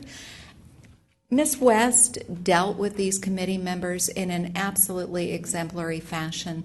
She took the time to make sure that everyone was heard, that everyone was able to comment on what their thoughts were. So I just wanted to take a moment to commend her for the manner in which these meetings were held. That wasn't in my notes. So it really is with pleasure that I stand before you this evening to inform you about a request to make a few changes to Board Policy DK Local. As you know, each year the district goes through the process of staffing for all the campuses and the departments across the district. While our student population has pretty much stabilized over the last several years with only slight increases, we're not in that position anymore of adding hundreds of positions due to growth each school year. In order to be good stewards of the district's financial resources, it's imperative that we have a policy that is fair and consistent with the beliefs of the district's vision, mission, and goals. Not counting the transitioning of staff to the 9th or the 9th, 10th centers, the district has approximately 25 to 30 positions each year across the district that must be moved from one campus to another or from one position to a different position based on the implementation of the staffing model and the staffing allocation processes. This is the policy that guides the processes that we're addressing at this point. Under the current policy, without the proposed revisions, a teacher who is forced transferred to a campus has a high likelihood of being identified as the teacher that must be transferred again the next year if the new campus where they were placed needs to, at that point, reduce a position that next year due to declining enrollments. We were charged in this meeting with identifying a way to limit the number of times a specific employee, such as her, would be subject to the forced transfer policy. With me at the podium is Ashley Handel, a teacher from Liberty Elementary, who has been an employee who has been forced transferred 4 times in the last 5 years and has been at 4 different campuses. She is going to present the recommended changes now that you have a little history about the policy. You're on, Ashley. Hi. Good evening, board members and Dr. Waddell. As Dr. Mackey stated, I am Ashley Handel. I have been the employee identified as the forced transfer at each of my campuses over the last 5 years. Speaking as the advocate for those who may have been in my shoes in previous years, we have a recommendation that we believe will allow the district to continue to make the necessary adjustments to staffing based on enrollment and needs of the district. However, it will also value teachers who have been transferred multiple times to note that there is a limited number of times within a time period that an employee can be forced transferred. Overall, there are very few changes to the policy. On page 48 in your board packet, 3B is one of the main changes recommended that only impacts elementary campuses during the September shuffling around units based on enrollment. This last year, we had 13 teachers that were transferred after the start of the school year due to enrollment. The change requested is to look at overall campus experience as the first criteria. Previously, this was determined based on campus experience in that particular grade level affected. Then if there was a tie on campus experience based on the teachers in the grade level, then district experience was considered. By implementing this recommended change, the teacher with the least overall campus experience would be the teacher identified as the one to be forced transferred. After overall campus experience, if there was a tie, then the employees would be ranked based on district experience at the elementary level. If there is still a tie, the overall district experience would be ranked. If there is still a tie, then outside experience would be ranked and considered. The other change that is recommended is on page 49 of your board packet and addresses those employees who have been forced transferred 3 times in the previous 5 years. Under the current transfer policy, there is no provision that limits the number of times an employee may be forced transferred. The recommendation calls for items in 3E to be utilized when the person identified as the forced transfer would be an employee that has been forced transferred 3 times out of the previous 5 years. If the regular process identifies this person as the one who would be subject to the forced transfer, then the person identified will have their district experience be considered for seniority purposes. This means that in order for this section to be applicable, the employee would have to have been in the district a minimum of 3 school years. Therefore, they would have a minimum of 3 years seniority experience. If there is still a tie, then steps 2 and 3 would be considered. Typically, there is a teacher that has been hired new to a campus with less than 3 years experience that would be designated as the forced transfer instead of the teacher that's already been transferred 3 times. To summarize this very confusing topic, the 2 revisions being recommended are as follows. Number 1, revise the policy regarding the selection of the forced transfer employee after the start of the school year to allow the person selected to be from the overall campus and not from specific grade level. Number 2, revise the policy to include a provision to limit the number of times an employee can be forced transferred to 3 times in a 5-year period. Thank you for your time and consideration. Thank you very much. That's an information item, so we'll have more about that next month. Moving on to community-based accountability, Dr. Waddell. Madam Chair, if I might add something to this. Based on the presentation that you heard tonight, if in between now and the next board meeting you have questions, if you would forward those to Brenda so they can be prepared not only to answer your basic questions, but continue with a dialogue so you're not just having a question and answer. So if you have some questions in the next few days regarding what you heard, if you will put those in writing and send them to Brenda, then she can start working on those and maybe have a more complete presentation based on what your questions are. Thank you, ma'am. Dr. Waddell? Community-based accountability.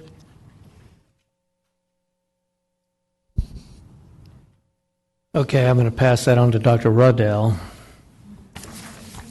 Thank you, Dr. Waddell.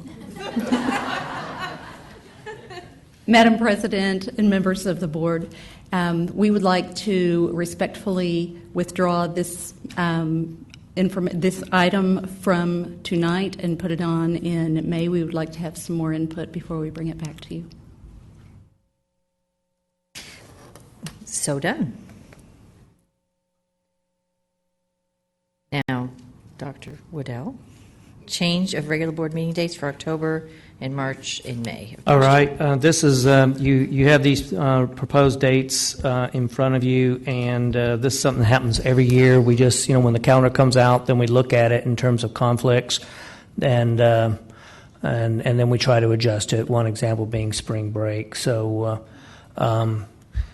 these are pretty much the same dates every year. Well, we don't always know the exact conflicts when the calendar committee is meeting, so we have to come back and make these revisions around this time. So that's what this is about. Thank you very much. Moving on to TASB Board Policy, CNA Local Hazardous Bus Routes. Dr. Rogers. Ms. Kyer, Board, Dr. Waddell. Policy CNA deals with hazardous bus routes, and every June we bring to you the hazardous bus routes that we're required to have you approve. But this is a request to adopt a proposed policy that TASB has recommended, a local policy. We and other school districts prior to this did not have a local policy for hazardous bus routes. So you can see the proposed policy. It's very simple. It's 2 short paragraphs, but this was from TASB policymakers, and they recommended this, so we wanted to bring it in front of you.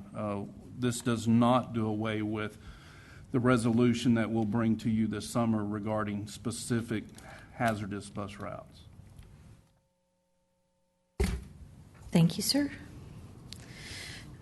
School bus safety, stop arm enforcement. Dr. Rogers. Yes, ma'am. More buses.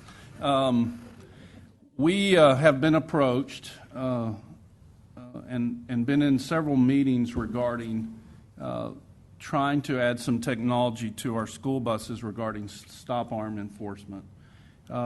There are companies now that provide cameras inside buses and outside of buses to try to catch those drivers that pull around school buses in one of the most dangerous times, and that's when students are loading and unloading.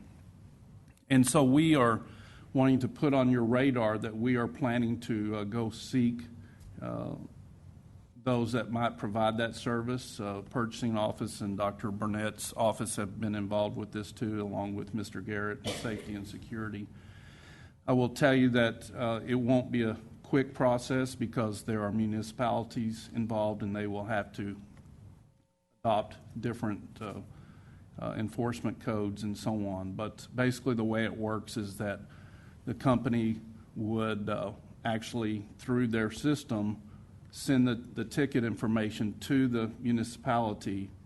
They would verify that that was a violation, and then they would then in turn collect the ticket that would then be split, however it's determined between the municipality and us and Durham or whoever. So I will tell you that we brought this up in front of the police chiefs at a recent safety meeting, and so we did put it on their radar that we would be continuing conversation about this.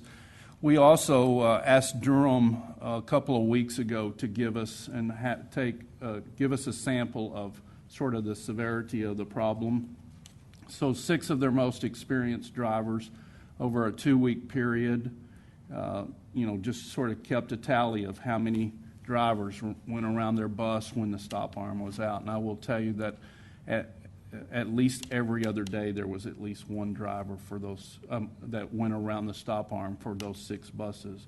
We will ask Durham this week to take a tally of all their bus drivers, keeping the same sort of just a one-day thing just to get a better sample.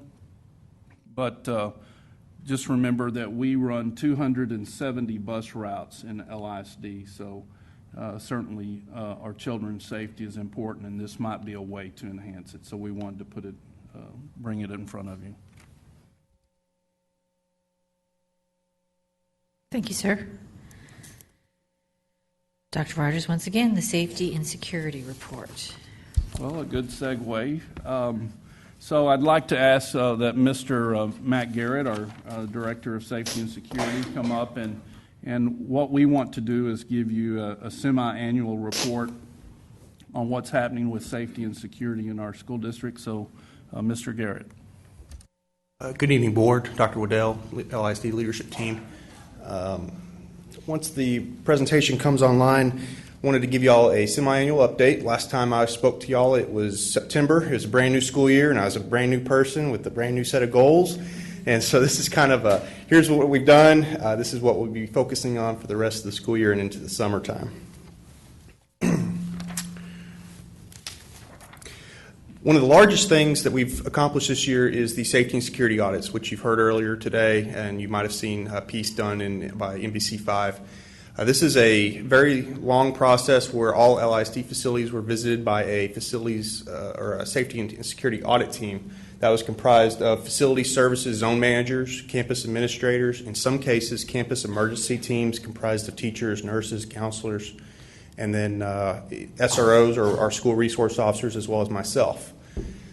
We will be giving you a very good overview of detailed findings, observations, and information in May.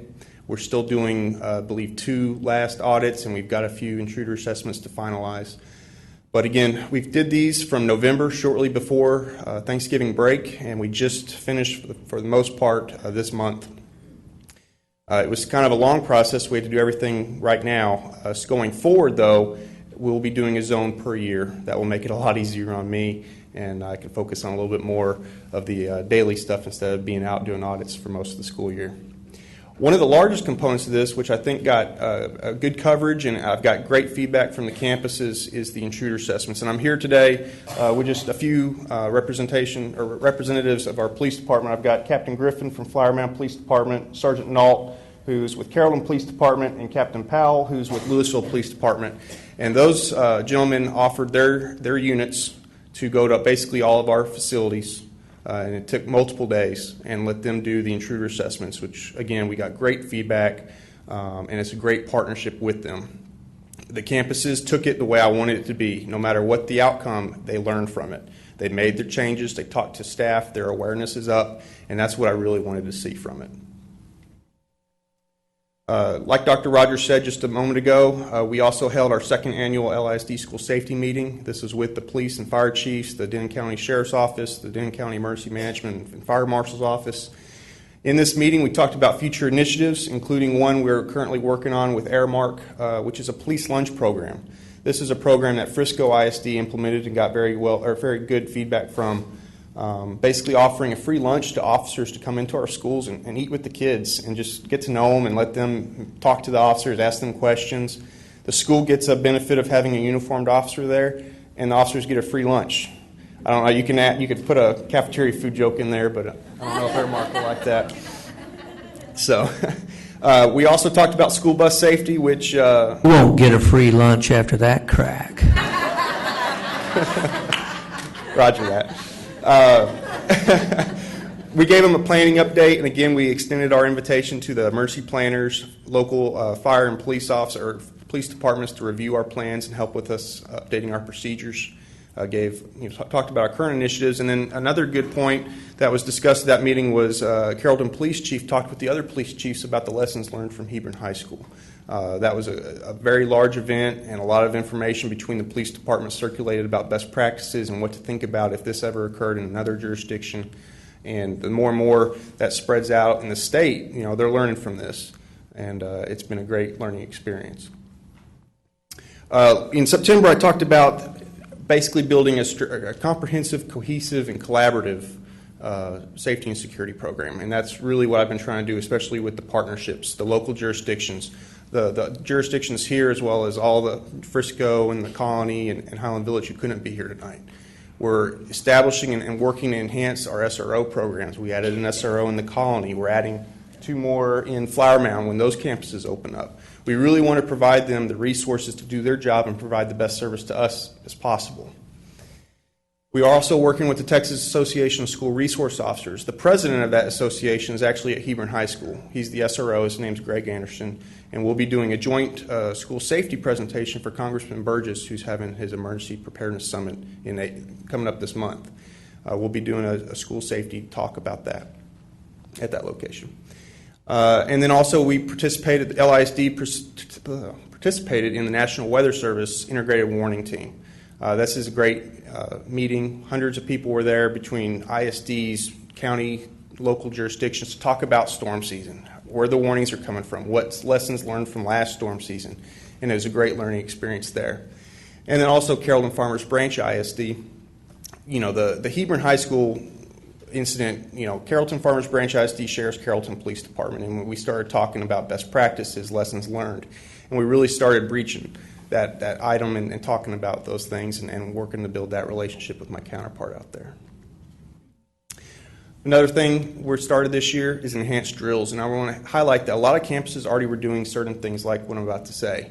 But when we started this, it's not just doing a fire drill. It's now we're trying to take one child off a line to see if we're doing a roll call and how are we going to account for those missing students, or running to someone and taking their radio and saying your battery's dead. How are you going to communicate with your old team when we're doing an evacuation? Trying these other things out, we just call them injects, and we want to put a little, tilt on the system to see if we can trick it up and see if they can learn from it. That's really what we're trying to do. We've created online reporting tools so that we can create a live view of what's been done, when it's been done, and what's been learned from it, instead of waiting until the end of the year when I get the yearly reports from the campuses. We've extended invitations to the police and fire departments. Just last week, Officer Loser with Flower Mound Police Department and I went to Blue Bonnet for a drill. Sergeant Nault and his guys are going out to Carrollton schools and helping with their drills. And it really offers the campus an ability for the campus administrators, instead of being the drill organizer, to be the drill participant, which they would be in a real event. We want to take them out of being the organizer and just put them, what are you going to be doing in this situation? Not, all right, you go down this hall, I go down this hall, and we're going to check doors. So we really do appreciate that partnership with them. They've been great, and that's across the district. We've got great support from the police departments on that. Current focus areas for the remainder of this year and into summertime. Spring storm season's here. We've had a close call last week with the storms just north of Lake Lewisville that dropped one tornado and some fairly large hail. Those tornadoes are not invited to LISD this year, so we'll keep an eye out for them. But it's maintaining that awareness. This district, it does not sleep, it seems like. We've got events, whether it's sports, music, arts, community events in our schools, and we constantly monitor this and send out notifications and awareness between Durham's, student services, facilities. And it's really, it's a good thing to just be aware of what's out there and what's about to move into the district. We'll always talk about planning updates. All of our plans are living documents. We'll always be touching them. We'll always be revising them. So you'll always see these. But those are our large 5 plans that constantly need to be reviewed and updated. A few other items that are a focus of this year. Private security guards were moved under safety and security shortly before spring break. We've met with the campuses to talk about the expectations of those security guards and utilize them in more of a useful way. And we've met with the security guards to express this and help them meet those needs of the campuses. And we'll continue to work with them into next school year.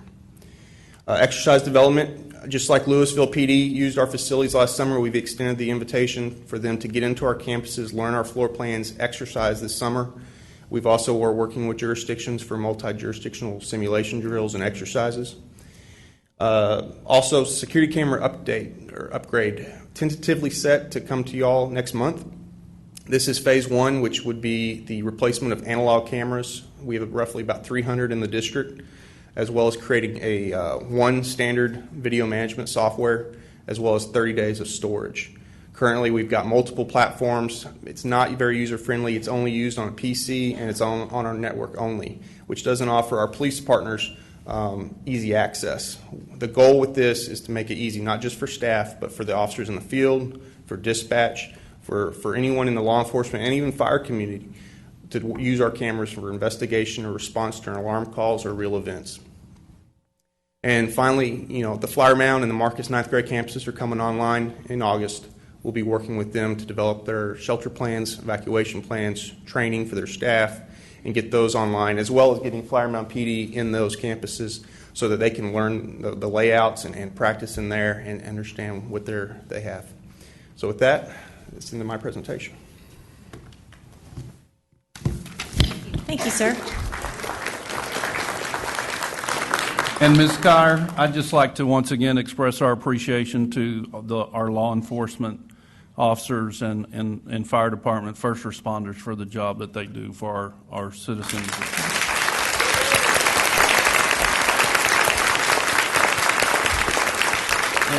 And I'd also like to express my appreciation to Aramark officials who were wholeheartedly in favor of the police lunch idea. So we appreciate that.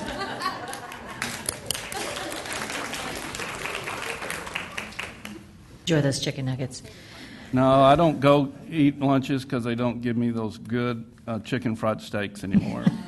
They're all baked. So. Oh, no more cream gravy, huh?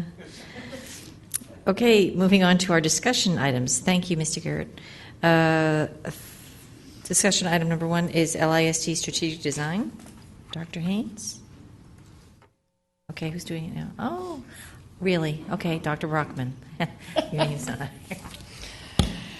One of the many exciting areas of innovation and learning in our classrooms this year is that of world languages, especially at the secondary level. Annie Rivera is here to share with us some exciting updates, bringing with her 2 teachers and their students. Ms. Rivera. Thank you. Madam President, esteemed board members, Dr. Waddell. Strategic Design Goal 3.6 states that LISD will implement a global cultural awareness program, including a multiple foreign language curriculum that leads to fluency K-12 in all schools.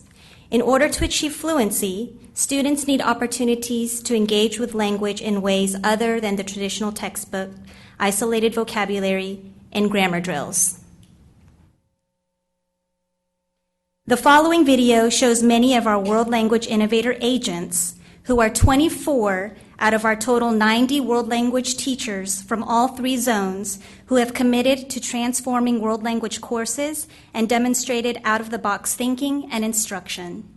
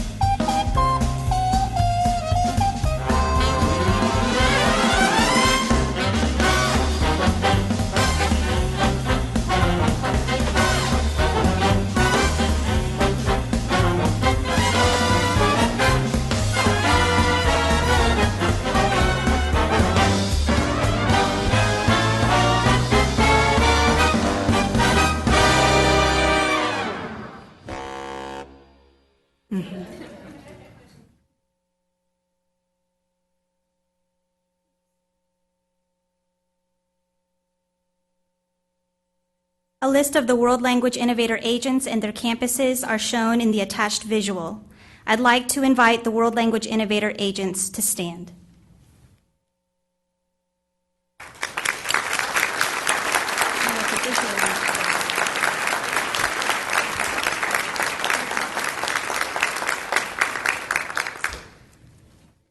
More photos and video clips of their classroom innovations are featured on the LISD Innovation and Integration website under Secondary Programs. I would like to recognize now two campuses in particular, the Colony High School and LHS Kilo, that have innovator agents who have embodied the spirit of Strategic Design 3.6.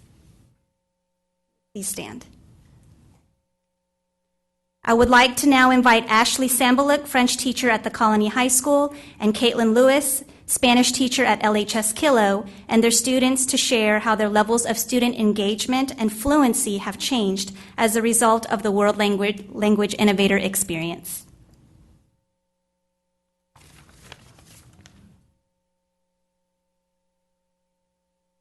Good evening. I'm Ashley Sambaluk, French teacher at the Colony High School, and one of my major goals this year has been to help my students increase their fluency. Of course, it's kind of hard to put forth the effort it takes to become fluent if you're not very engaged. So the students have become my partners this year, and they helped me create a story completely in French, which keeps them in the target language from 45 to 90 minutes per class, and thinking in the target language. They also create a world in their story that puts French vocabulary and grammar into an authentic context that it's embedded in. This year I've seen my students more engaged, braver, and smiling more than before, which stands to reason that they're also some of the more fluent classes that I've seen. After 3 or 4 months with them this year, many of them were able to write full-length, excellent beginner-level French page or story. And I'd like to introduce one of those impressive students to you tonight. This is Mr. Avery Boltwood, French 2 student with me, and he started French 1 in August. He's going to share a little bit with you about how his learning has been successful based on these practices. Good evening. As Mrs. Sambaluk mentioned, we often have story time in our French class. We send a few students to the head of the classroom, who then act out a story as prompted by the audience, i.e. the other students, but entirely in French. In addition to entirely in French, though, the stories are entirely bizarre. One such story was the story of a toothless old woman who lived in the forest named Betty. And of course, that was played by me. Because I look the part, right? Storytime engages the entire class because we're not just sitting there mindlessly copying vocabulary. We're entertaining each other, but in French. And everything's funnier in French. I feel like we forget we're in class sometimes because we're having fun being silly. But it's not just being silly, because we are honing our ability to communicate and to think in French. Anyone can memorize a grammatically correct sentence like Je m'appelle Avery, which means my name is Avery. But that's not really knowing French. That's just parroting the teacher. Now, if you want to say something like Il y avait un singe diabolique sur la lune, there was a diabolical monkey on the moon, that takes thought. And thanks to Storytime, we are thinking. We're coming up with the ideas we want to express and building sentences to express them. We're not just sticking with what the textbook can tell us to say. With Storytime, Mrs. Sambaluk has taken us, the students, from clueless to novices, from mimics to thinkers, in 9 months. So, thank you.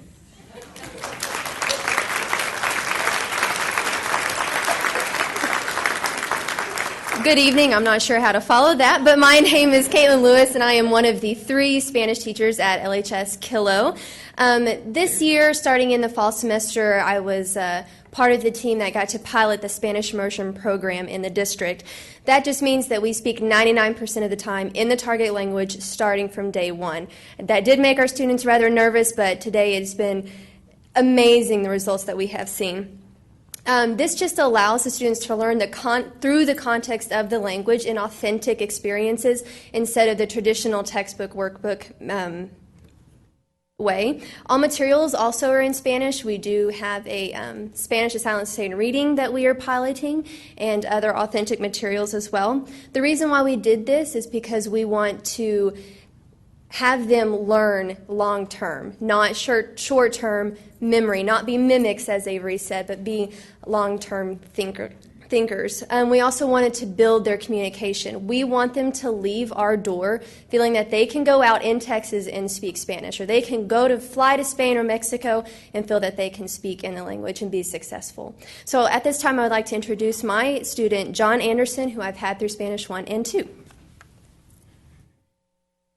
Hola, me llamo John Anderson. Soy un estudiante de KLHS. When I first started Spanish class in immersion, I was pretty nervous, especially when I found out that we had to speak Spanish all the time. When she started from the first day, which was almost like 5 minutes, we had to understand her, and if we didn't, we had to carry on and act like we did.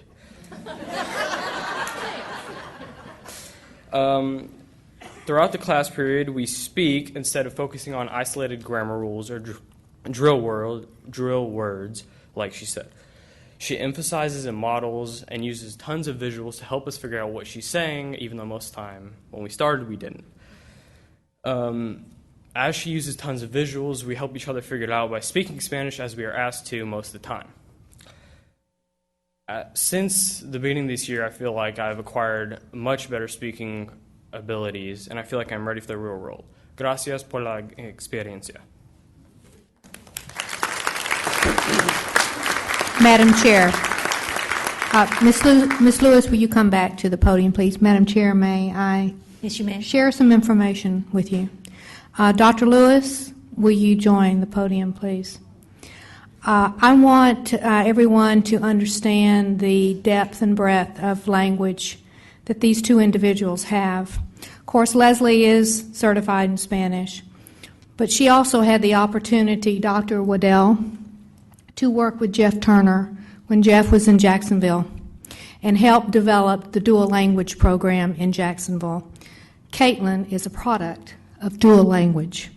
She is our secondary certified Spanish teacher, so for all the parents out there that want to see what dual language how it will benefit you, Mary Caitlin is a walking, talking vision of what dual language can do for our young citizens of the world. So, Lewis's, thank you very much.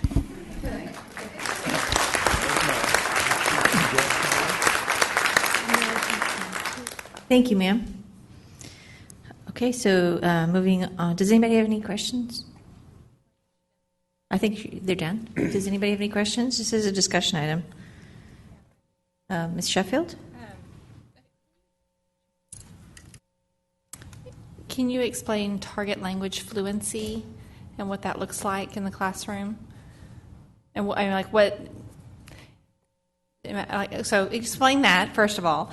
And then if you could maybe show us or explain to us a comparison of how this is better than before. I mean, how have you measured the effectiveness of doing it this way? But, do you have that kind of control? I try to answer that. And if I do a poor job of it, then you guys correct me in your target language.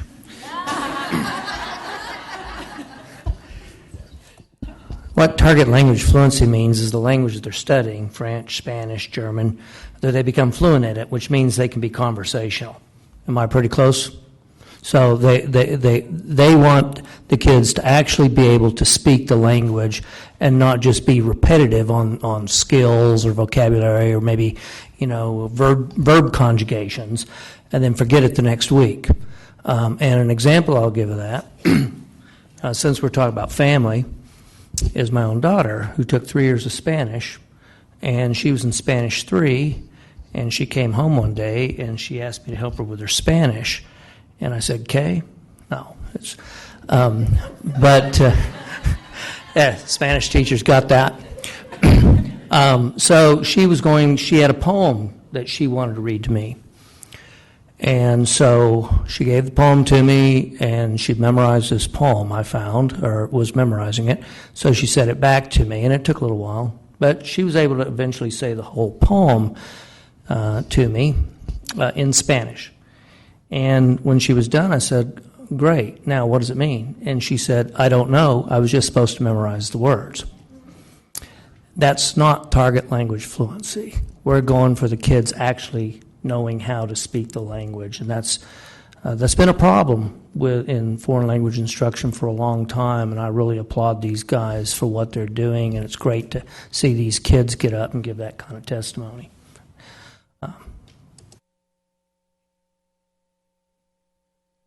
No, I was just going to appraise you for a well-done explanation. That's exactly right. So target language would refer to the language that they are studying, and so the goal, according to 3.6, would be, of course, that they would build fluency in the languages that they have chosen. So it no longer becomes just a 2-year requirement. The mindset is I can actually learn from these courses, build fluency in a language, and actually use it in my career, in my social life, or wherever their futures may take them. In terms of the assessments, that is actually a work in progress, and that is something that we're working on transforming, and the teachers have done a great job, and some of them have chosen that as their innovations for this year, is to look at the assessments and to look at what kind of authentic types of measures of proficiency, listening, speaking, reading, and writing that they can come up with in the classroom. But that is a work in progress, and it is something that we'll be continuing to examine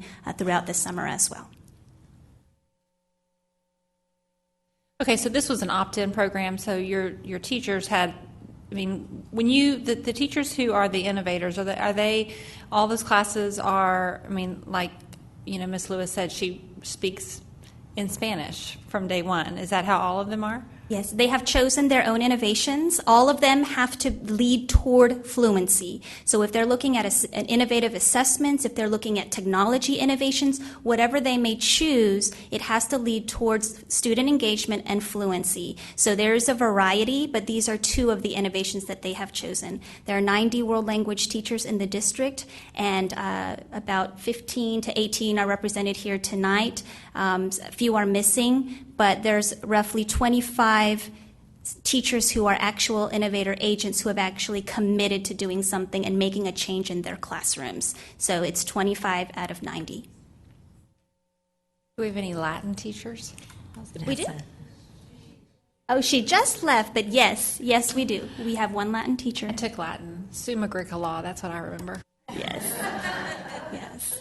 Means I am a farmer. Oh, okay. I don't speak Latin, so thank you for That's a question I was going to ask about Latin. How does this, just because both my girls took Latin, and I always used to say, well, if we ever came across a guy in a toga laying on the side of the road, and at least they could talk to him. Does it still pertain that? Because yes, that's a classical language, and so the focus is going to be a little bit different as opposed to spoken languages or spoken modern languages. But according to ACTFL, the measure of fluency there would be their reading skills. Now, one of the innovations of the Latin teacher, however, is to increase the common type of vernacular that's used with Latin in the class, and that's exactly what her innovation was. Okay, all right, thank you.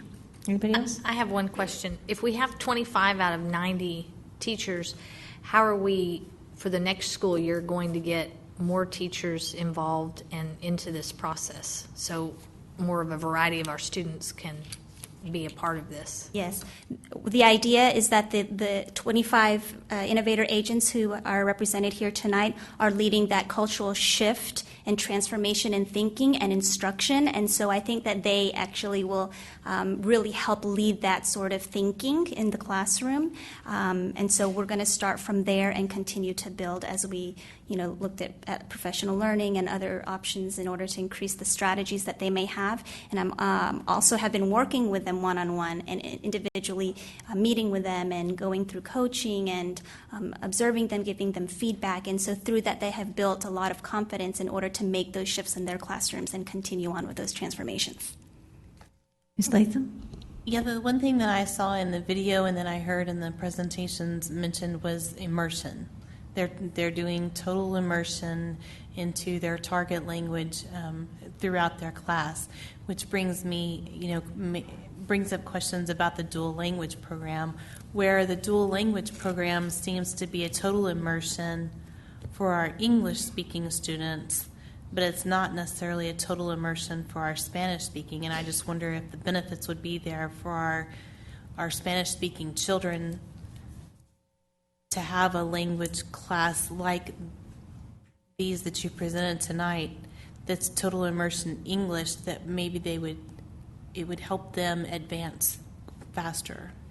They actually have the same amount of percentage, which is 50% English and 50% percent Spanish. And so in either case, they are learning the target language. They don't have the same target language. The Spanish learners are learning Spanish, and then, of course, the English learners are learning English. But their percentage-wise by time is exactly the same.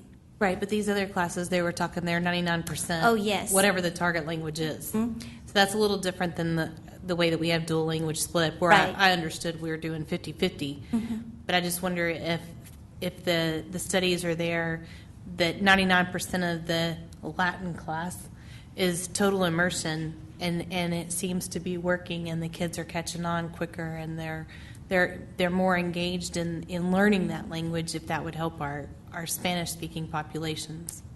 Well, certainly the research shows that the more exposure you have to a language, the better. In the case of the secondary teachers, they are trying to sustain as much time as possible in only a 90-minute period, or in middle school, a 45-minute period. And so that's the reason why some of them have chosen to increase those percentages. But immersion can range in terms of their percentage of time.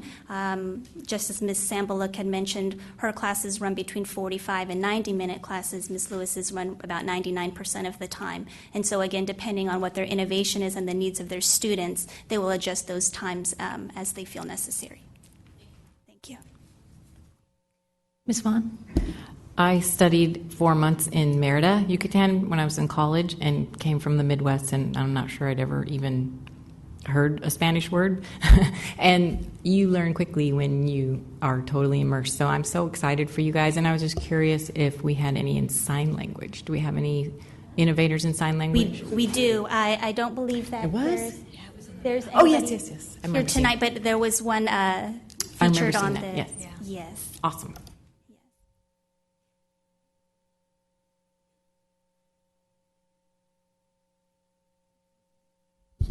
One of the things, Ms. Latham, that you addressed had to do with the elementary program. And in the elementary program, in many of the classes, we have English learners learning in English and Spanish learners learning in English and Spanish. And so our goal for those children is that they are biliterate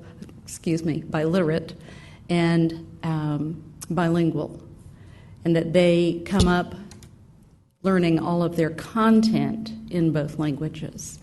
And for our students who are secondary, we are working on learning a second language, just acquiring a second language, not necessarily in other content, but applying scenarios that would help the students gain the language. And so that's the difference.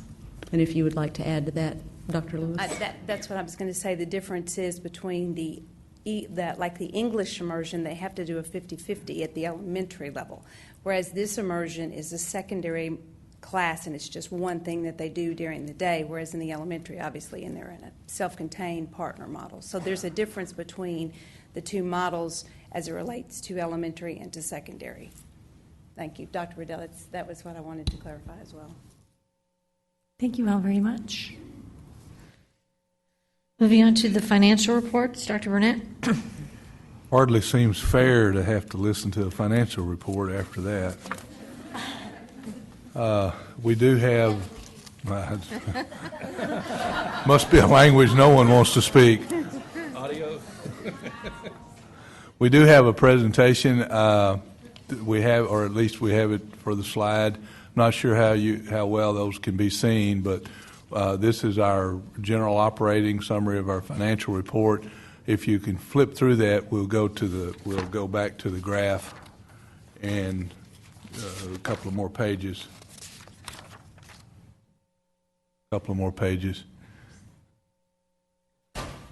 There we go. We have, as we started last month, we tried to present this in graphic form. This is just simply a representation of our budgeted amount to the actual amount. The actuals are in red for our instructional related operations, which is by the codes, it's in the teens. Then in instructional school leadership, we have our budgeted actuals, then our student support service, and for all of those categories. So as you can see, as we finish up through the end of February, when we are trending about the way we would expect in our budgeted to actuals. Then as far as your revenues on the next slide, you have your budgeted to actuals, and we've collected almost 100% of our taxes from our budgeted to actuals, and we still will be receiving some state dollars. We see we're still lagging behind in revenues. So at this point in the year, we've received the majority of our money. We haven't invested, but we're still spending it out, and we'll be doing so over the next few months. Then the next couple of pages are our bond funds, and we have those amounts, and then we have the spreadsheet on the bond fund. We still have bonds to sell. We still have bonds. We still have bonds to be spent in every item that we have that we're still working on. Still projects we're working on. If you'll go to the next page, then we have the authorization. The first slide. Go back a little bit. The first slide is our bond authorization. The bar on the far left is the authorization. The red bar is what we have sold, the bonds that we've sold to date, and then the green represents the remaining bonds that have been authorized but not yet sold. And then in the pie chart is that graphically represented what we've expended, what we anticipate, what we've allocated of the unexpended, and our future sales. So if you have any questions, we'll try to address those. We also have the quarterly report on the investments, which gives you a detail about the kinds of investments the district has. I have a question. On line number 35 under food service and number 289 under early childhood, there's a budget line item but yet no expenditures. So I'm just curious what those items are for.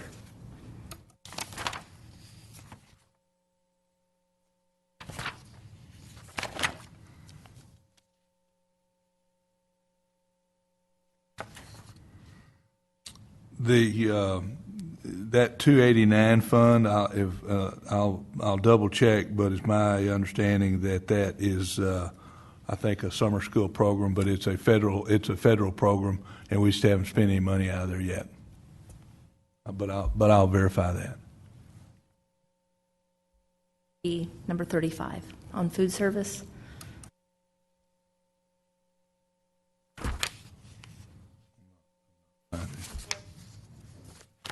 I don't have my paper. What's the amount?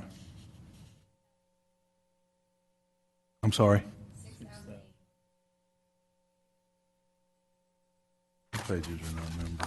Which ones? What does it say at the... Which page are you on?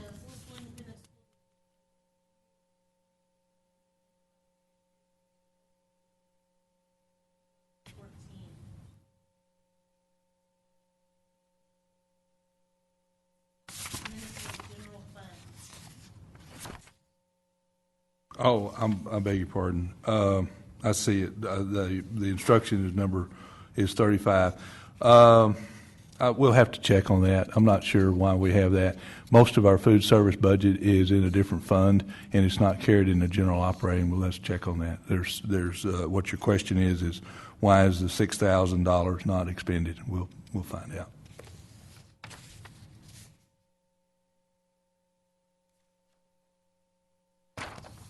Any other questions for Dr. Burnett? Okay, seeing none. Update on construction projects. Mr. Perry.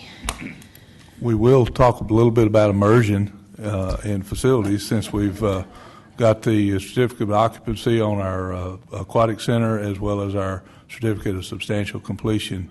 We received that at the end of March, so we're all ready for immersion there. Very nice, Dr. Burnett. There's really nowhere else to go from there. I mean, that's correct. Thank you. Thank you, Dr. Burnett, for that introduction. Good evening. We have Satterfield Ponticus is here with us tonight. They have a brief presentation on the progress that they've made on the ninth grade campuses and how they plan on opening our ninth grade campuses on time. Mel Rasmussen is with Satterfield Ponticus. I'm going to allow him to introduce the rest of his staff and allow them to give the presentation.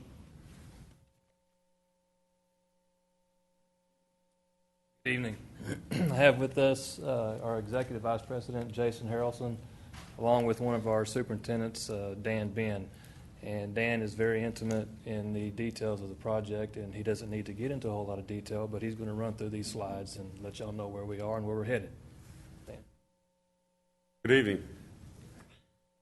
See if I can work this correctly. There we go. In regards to the Marcus High School ninth grade center, from this photo taken here, which was our March update, until now, we have drastically changed this picture. So most of the roofing elements are in place. A lot of the exterior facade in regards to the drying conditions are in place. This is the main clear story corridor going through the ninth grade center. As you can see, we've taken temporary measures to dry in part of the two-story classroom wings in these areas right now. As you see in these photos, we are framing and drywalling. This picture was taken just last week, and tomorrow will be completely closed in on these walls, both first and second floor of the classroom wing. This is also showing you interior framing and insulation going on in the same area. Like I said, tomorrow will be closed up on both first and second floors in this wing. Same as well as this photo. Flower Mound High School, ninth grade wing. We are right now going up with exterior veneer, brick veneer. We are 98% in the dry with all of our masonry elements. We have curtain walls, exterior framing and sheathing going on, as well as interior framing, drywall, tape and bed. We're right around the corner from painting in the classroom wing, science labs. So showing here a little bit more of the drywall and framing. Also here in the two-story classroom science lab wing. Another of the classrooms. This is the main entry into where the ninth grade campus connects to the main campus. We are now putting the flooring down, the terrazzo flooring. Most of the ceiling elements are in place. Our MEP infrastructure is in place in both throughout the whole building. We're right now planning on closing these ceilings up here in the next few weeks. Terrazzo floors will be down, curtain wall and glass is going in now, so we're moving very rapidly. Here you see more of the curtain wall elements going in, ceilings going in. Any questions? I have a question. Looking Yes, at the ma'am. differences in the buildings, what's your projection for Marcus? We will open both campuses August 1st. Okay. Yes, ma'am. More questions? I see no other questions. Okay, thank That's you. great. Thank you, sir. Progress on Kamey and Griffin continues. Kamey's on track to open first of the year of 2015, and Griffin's on track to open August of 2015 next year as well. There's not any other questions? Seeing none, I Thank you think very we're all much. set. Thank you, sir. Moving on to the dress code survey, Dr. Rogers. Ms. Kyer, Board, Dr. Waddell, it's been a while for the much anticipated dress code survey, and so I'm going to recognize Ms. Godby, and she has a committee of folks that are here to talk about it. Yes, I've already told them I owe them lunch for tonight. So we thank you for having us here tonight. We're going to make this as short as possible, but as you all know, that last year I have to thank Mr. Finch for leading the group when the dress code committee began, looking at our consortium districts' dress codes and various dress codes around our districts. some who have changed and some who are quite strict. As we found, we're some of the more lenient ones already. And so we had quite a lot of work to do, and as you know, this can be somewhat controversial, as we'll discuss with how many people responded to the survey. So the group has decided to come and help us out tonight. They've all done a lot of work with this and lots of great discussions. In January, it was the survey itself was given to the superintendent's office, and then again in March, Rebecca Clark, the assistant principal at Marcus, presented it to the leadership team. And so tonight we're here to share it with you. And first up will be Yogi Rascone from Lewisville Elementary. Good evening. Our committee was tasked with reviewing our dress code, which hadn't been reviewed in a number of years, and cultural norms have changed. This has been an interesting walk. There were principals, assistant principals giving comments about the amount of time, administrative time that was spent enforcing dress code as opposed to being in classrooms. And that was the starting point for our committee to review. The committee was made up of 7 administrators, 12 parents, and some communications personnel. Each group represented all the grade levels, elementary, middle, and high school, as well as the 3 zones. Our dress code committee began by putting out a survey that was conducted through our communications department with Karen Permetti, Liz Haas, and our insights. So that kind of kicked off our study and our beginning, and from there it just went in the ways that were led by the voices of our community. So at this time, I'd like to introduce Jeremy Turner, who is going to give us a little bit more information. He is the principal at Lakeview Middle School. Moving to our next slide, you can take a look at the wonderful response we had to our dress code survey across the district, with over 2,500 staff responding to the survey, over 10,000 parents and students responding, about 9,500 students. It was one of the highest LISD district-wide surveys that we've had to date. Obviously a pretty hot-button issue for a lot involved. Moving to the next slide. The first bullet's pretty controversial. We were surprised to find that the parents and staff members were typically more conservative than the students on the survey responses. After reconvening a couple months later to digest that information, we started chewing on it a little bit more. You do have the survey results, I believe, in your agenda packet, and I hope there's also the summary data that kind of puts those respondent groups together. As we chewed on that data a little bit, we noticed some things as a committee that stood out to us. First of all, close to 50% of our staff and parents, along with 75% of the students, agreed that the dress code administrative rules probably need to be updated. That being said, some other things stood out in terms of when the questions had to do with safety, things like that, any kind of gang attire, drug and alcohol references. Pretty much all 3 groups were in line on being pretty conservative there. In particular, students did tend to agree with the adults about the current guidelines not allowing visible tattoos or ear gauges. Moving on, then there were some hot topics, not the retail establishment that sometimes keeps our kids out of dress code, but we did have the committee noticing that with the points of the survey that stood out, some things came to mind that we could look in terms of addressing things that had traditionally been looked at in terms of distractions in the classroom, maybe having a little bit of area to look in terms of the hair color issue, yoga pants, studs came up, and then again looking specifically at staying there pretty conservative. So with the survey results and the committee discussion, there was then some information, or we looked at our current guidelines and some proposed guidelines, and to discuss that further is Rebecca Clark, assistant principal from Marcus High School.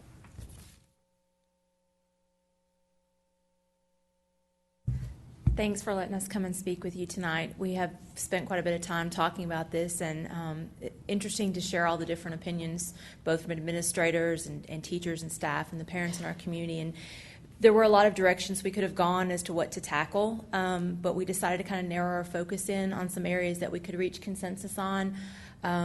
And we really talked a lot about distraction, what constitutes a distraction in the learning environment, and that guided us quite a bit as we looked at where we might make some changes in our administrative rules. And the first one is hair.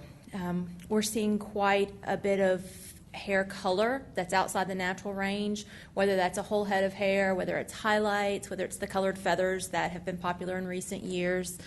And then you have mohawks, you have designs, you have all the ways that kids are choosing to express themselves. And we decided that this was one area we would propose reconsidering what we identified as a distraction, and lightening up a little bit on those expressions if we did not feel like it constituted a distraction in the classroom. So you can see previously we were prohibiting hair color that's not natural in any shapes or designs, and we would propose to make that more about the distraction, so it would be up to administrators to determine if a particular hairstyle presented a distraction. Second item, which again we've seen a huge increase in popularity, is facial jewelry. And again, we focused on the idea of distraction. We focused on what the survey said and what our community said, and we felt like an area that we could comfortably propose making some changes was to allow a small nose stud to be permissible. We didn't feel like we were ready to open it up to however you wanted to decorate with facial jewelry, because that can potentially become a distraction. We talked about the gauges and how that can cause deformity with the ears, and heard from people who've had to have those repaired. We talked about multiple piercings, and what we recognized is that the small nose studs have become quite commonplace in our community, and the members of the committee felt like that was something that really wasn't important for administrators to spend their time enforcing and didn't present a distraction in the learning environment. And if you walk on campuses, any of the high school campuses especially, and paid attention just to that, you might be surprised how many you see. And the third thing we looked at was the ever-popular leggings and yoga pants. Anytime you talk about not allowing the students to wear these, you sometimes have outright rebellion. It's very comfortable clothing. The girls love wearing this. So we talked about previous rules had been to prohibit any of this tight clothing, and we looked at proposing that we would allow them to wear the yoga pants and leggings and jeggings and every variation of that if the shirt that they wore covered to the bottom of their bottom. And that again, was not a distraction if they were appropriately covered with the top.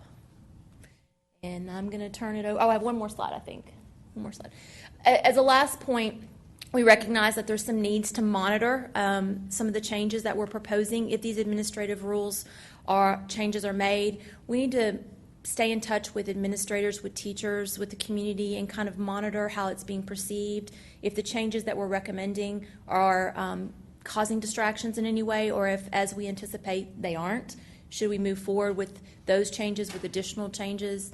We also know that we need to take a look at TASB recommended changes to make sure other parts of the board policy are aligned how they're supposed to be. And now I'm going to turn over to Mr. Finch, principal of Hebron High School. Thank you. Good evening. In looking for a quote that pertains to dress code, we found Vincent van Gogh. Nothing says dress code more than Vincent van Gogh. Really, Vincent's saying, he's really asking the question, why dress code in the first place? And he's saying, maybe against conventional wisdom, go ahead and paint anyway, even when other people tell you not to. And so we chose that avenue. We've been looking at dress code for approximately 2 years, and some of the rationale for that is to also examine the purpose statement that we have in policy FNCA. But we've discussed the ins and outs, the reasons for dress code, and the meaning of dress code in our schools as well as in our community. As I mentioned before, we've been looking at this for a couple of years.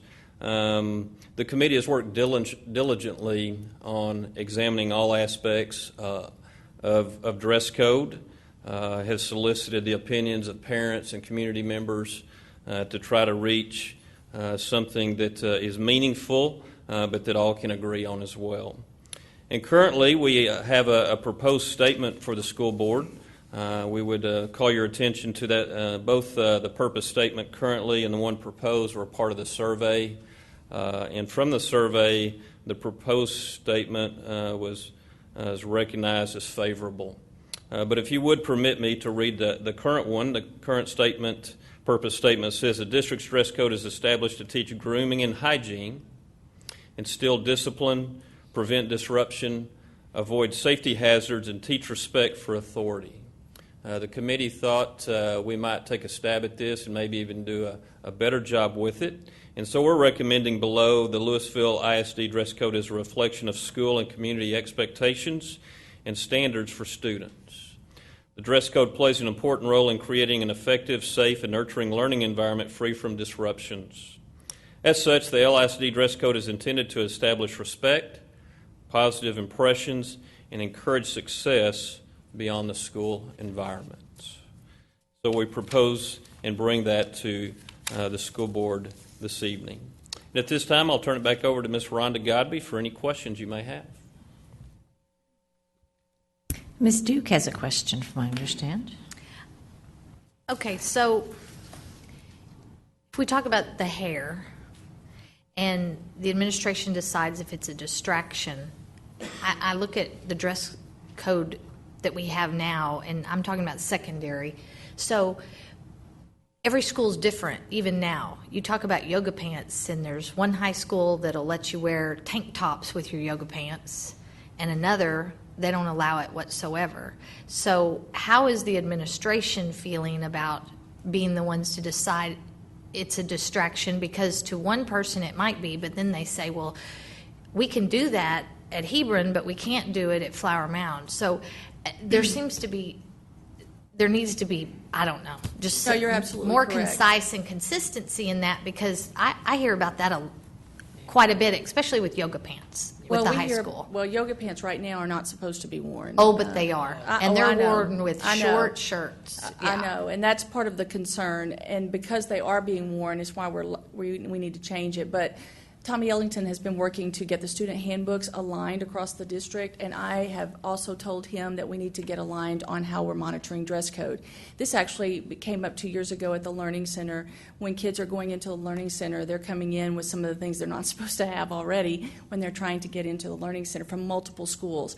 So it's become a nightmare on some of the things that Rebecca Clark spoke about, like the nose stud, to monitor, because there are just so many. At 3,300 students and 20% or more have them, that's a lot of monitoring in each school. So our goal is to, on the hair color especially and design, to talk about what is going to be acceptable the first year and make sure the students know what is acceptable within that. But we're getting down to ask yourselves, is this really a disruption or not, which is really what it's about. And I think already we're seeing the answers to that. Now, on the yoga pants, I agree. If they're wearing tank tops and stuff, there's probably some disruption going on there.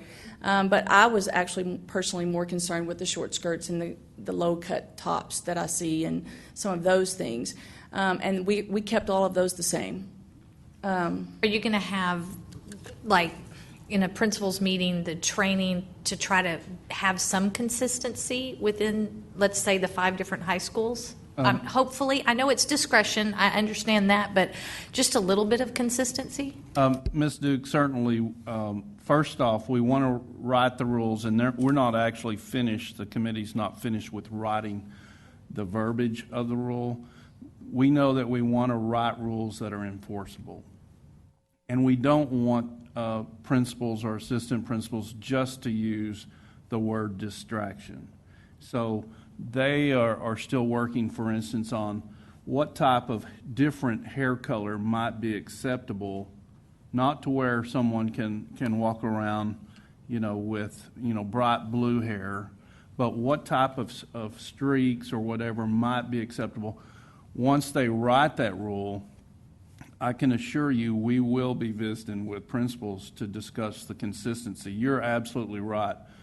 As a former principal of middle school and high school, dress code is terrible to enforce, and I'm very conservative, but I will tell you that it's hard because you've got 3,200 students running around, and I might not catch them day one, but then they wear the same thing 2 weeks later, and you catch them and they say, hey, I've worn this, before, so it's very difficult. So, But we will stress the consistency.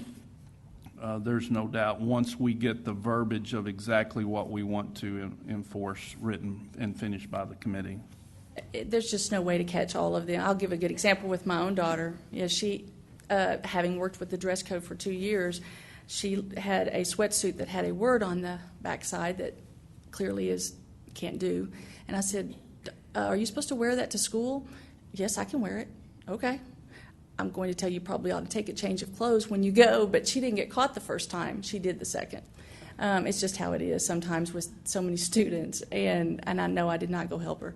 But it was controversial. The hair thing, we all agree. I mean, we agree that there's some change that needs to occur. We did disagree on where that line is, so we're going to involve a bigger group of administrators who are working with the handbook also and kind of come up with how we want to look at the hair. So hope that helps. Ms. Vaughn. I've been excited about this since fall. Been waiting for the dress code. Survey results, a few things. I'll just do a couple and then we'll let Ms. Latham and Ms. Cox chime in, and then I'll probably have a couple more. Yoga pants, I just wanted you to, when you're considering your explicit description, is to make sure you say not see-through. I had a couple APs I talked to this morning and said that a lot of them are actually wearing, they're not really yoga pants or tights, or they say that they're yoga pants, but you can see through them, like flesh, on their thighs or legs. And the thing that they're saying is when they walk up the stairs, that's the concern a lot too, that someone's behind them. So that was one thing, but I think that yoga pants is a good thing, as long as they wear the shirt over their bottom. Okay, this is my big thing, and then I'll pass it on and come back to me. Cheerleaders, I do not think they should be wearing their outfits all day long at school. Let them change into their uniform at the pep rally. But if we have all these rules and they're walking around in these skimpy little skirts and sitting next to Johnny for an hour and a half with their legs crossed, and Johnny's trying to take a test or, I don't know, be engaged in learning. So that is, I know that people are going to be upset about it, but that is my big thing. And I've talked to tons of girls that are not cheerleaders in high school, and they don't think it's fair either. And I just think I would like your committee to really discuss that. You don't have to comment. I'm just letting you know that. I wanted to go back and comment on the see-through. That is addressed in another area of the dress code already. Okay. Anything see-through. Right in line. I know that the AP specifically said that they think they're yoga pants, but so if you could do some verbiage around the yoga pants area. Definitely put a statement about tights, because I did see a young lady at Five Below who had on what I have on as her leggings. Absolutely. I think that what she said, though, if it's addressed somewhere else, the principals and teachers need to know that. What we don't need is a dress code that's 40 pages long. Right. So they need to know that well enough to cross-reference. Ms. Latham? I had a couple questions. First of all, thanks to the committee. I know you guys have spent hours of time. I appreciate that. One of the questions was, the surveys were done back like in November 6th, around that time frame. So I'm wondering, is there a better process that we could implement? Because parents have been asking, where's the results, where's the results, where's the results, that maybe we could implement the process a little bit faster? I don't know. I mean, I know these things take time, and then I'll just ask all my questions at once and you can address them. Will the survey results be on the website? Maybe they are already. Will that be possible for parents to see? And then the last one was, I saw in the data, but I didn't really hear much talk about it, is camouflage. How is that going to be addressed, if it's okay to wear camouflage or not to wear camouflage? Okay, on the camouflage, we did not address that this year because really there wasn't much concern about it, to be honest, and they haven't had any monitoring with it, negatively at all anyway. So we wanted to address some main issues that they have been dealing with. It's an easy one to correct because you're right. It showed that we may as well just stop doing what we were doing. I'm not real sure why we ever did prevent camouflage. I'm guessing it had something to do with Columbine, but I'm not sure. And as far as November, it was done, but the analysis wasn't done till a little later. And honestly, I was on medical leave is part of what happened there. And Karen, did you guys post it on the website? So she was waiting for you guys, but we will get it up for the parents to see, yes. The committee members saw it back in January, which is why it was already shared with the superintendent's office then, and then it was shared with the leadership team in March. But we had to have time as a group to meet after I came back, so part of that's my fault. Unpreventable, but my fault.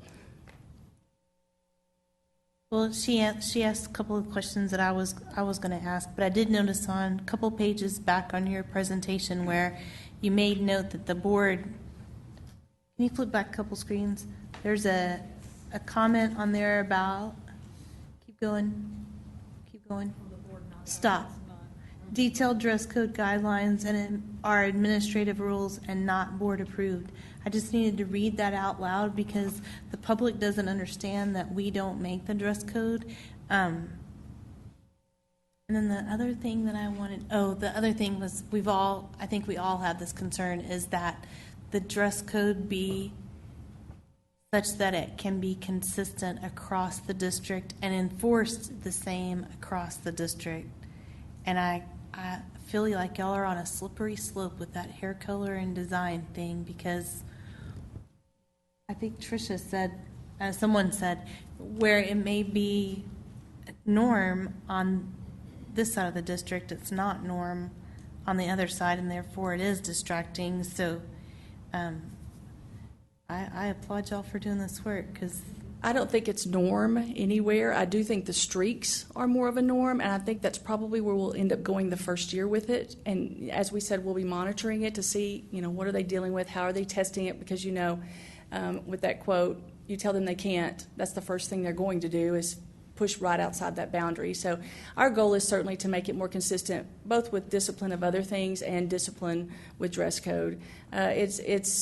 It's tough with that many schools and that many administrators working with it, but that is certainly our goal in both working with the handbook and the discipline matrix as well as dress code. And then this is just a stupid suggestion, but I work for a very large company who actually has a picture dress code manual, and it's literally pictures do, don't. A lot of our campuses do the little show at the beginning of the year. We've even done teacher dress that way because teacher dress has changed somewhat. Some people need a visual. But that's not a bad idea. Maybe we could do that on YouTube or something. Anything else? And Ms. Latham, I just want to, first off, I appreciate you bringing up that reminder. We certainly understand that the school board, as you alluded to, has great input into the specifics of dress code, but dress code guidelines, we just wanted to make it clear to the public, are not board policy as far as whether or not you can wear leggings and all that kind of stuff. We would not ask, nor would you, I don't think you would want to get bogged down into the very specifics of dress code guidelines. Ms. Vaughn? But we do approve the student handbook, which it's in there, so, but like you say, we're not determining what they are, but so that's why we have these questions. But the other thing I thought of just in your discussion with the committee, and by the way, thank you also for doing all this, if a student transfers and they have gauges, that's just what I thought of. I don't really have a question. I just was thinking of that situation. That already happens, and unfortunately, some of that is it's tough on the kid. They have to take them out, and some of them choose to cover it. It's tough because they already had those, especially the large gauges. But that's part of what our survey was getting at is employers are requiring them to sew them shut too. So sure. All set? Okay. Thank you. Thank you, ma'am. Thank you. Moving on to discussion item number 5, proposed changes to TASB board policy FNCA local. Dr. Rogers. Ms. Kyer, board, Dr. Waddell, as Mr. Finch alluded to we separated the board policy part where that committee is making a recommendation to change the purpose statement in board policy FNCA local, so we wanted you to see that, and we need to separate the board policy part as a separate item. Okay, any questions? No? Okay. Moving on to number 6, Air Force and Navy Junior ROTC Memorandum of Understanding, MOU. Dr. Rogers. Yes, ma'am. As we talked about last month, we certainly enter into MOUs or memoranda of understanding with our armed forces because we have junior ROTC units at all of our 5 high schools. What we wanted to bring to your attention is a couple of things. One, because of some federal budget cuts, 2 of the services are now funding our folks at 10 months instead of full year. And so what our plan is in the future, unless that changes, is any new hires for junior ROTC within those service branches, we would pay them for 10 months, split that cost instead of 12 months. We certainly will grandfather any current junior ROTC employees, but we wanted to bring that to your attention. The other thing we wanted to make you aware of, which is pretty common, is that these units at our 5 high schools sort of ride a cycle as far as up and down as far as enrollment numbers. So we do on occasion have some of our units placed on probation strictly based on the number of students they have involved. And so we have a couple of units that are working on that probation just because their enrollment number is lower than the target that the service, armed services request. Questions or concerns? So what are the numbers at each of those campuses? Do you have those?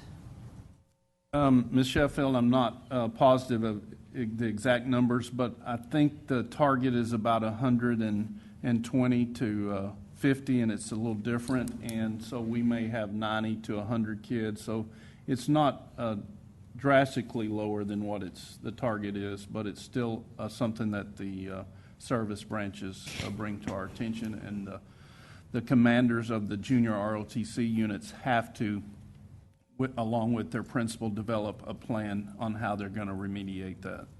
I think it's, if I remember correctly, I think it's a percentage of the population of the school itself.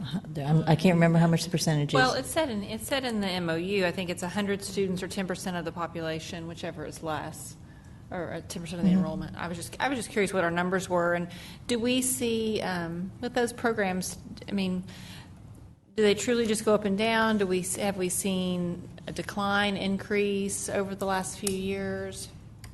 It truly fluctuates. I will tell you, when I was at Marcus from 2000 to 2008, we had a great Air Force Junior ROTC program, but even back then, post 9/11, of course, the numbers jumped up high. Everyone wanted to, and then, that sort of wanes. That's pretty common for both high school and college ROTC units. So the programs provide a great service. They do a great job with the kids that are enrolled in those programs. So, but we'll continue to work on the enrollment numbers for those that are on probation.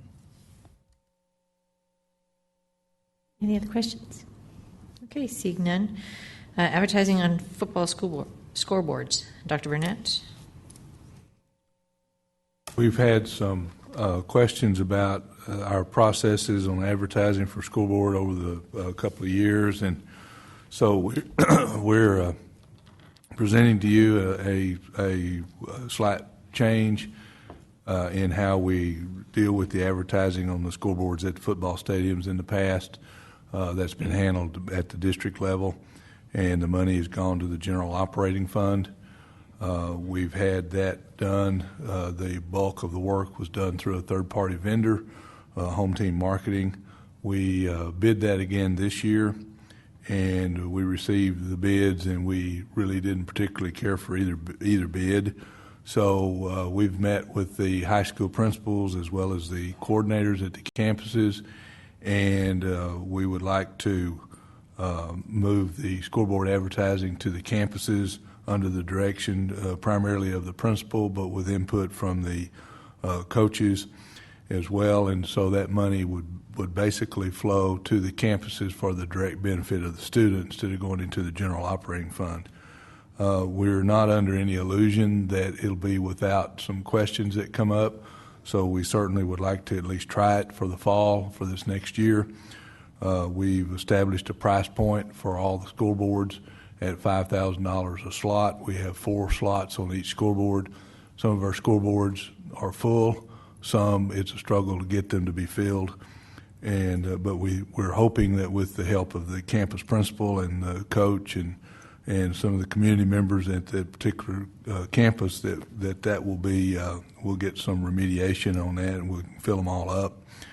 And we will have a standard contract. And since there is an additional there is an investment that the company makes in the signage, we think it's wise to at least have whoever the person is advertising, that they have at least the right of first refusal on whether they renew, since they do have an investment in the sign.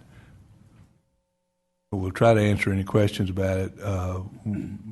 We know we'll have some issues, but our attempt is at least try to put it at the campus level where it can benefit the students in those programs directly. Ms. Latham? I don't really have questions. I have comments because this is something that I've been talking to Dr. Burnett and Dr. Waddell since last year, year before. So last year we did a test I don't want to call it a test. Last year we allowed booster clubs to sell spaces because we did not renew that contract with, what was the name of that company? Home Team Marketing. So I wonder why we didn't go ahead and write a policy and put a policy in place. I mean, because before Home Team Marketing, I'm not even sure how Home Team Marketing came into play.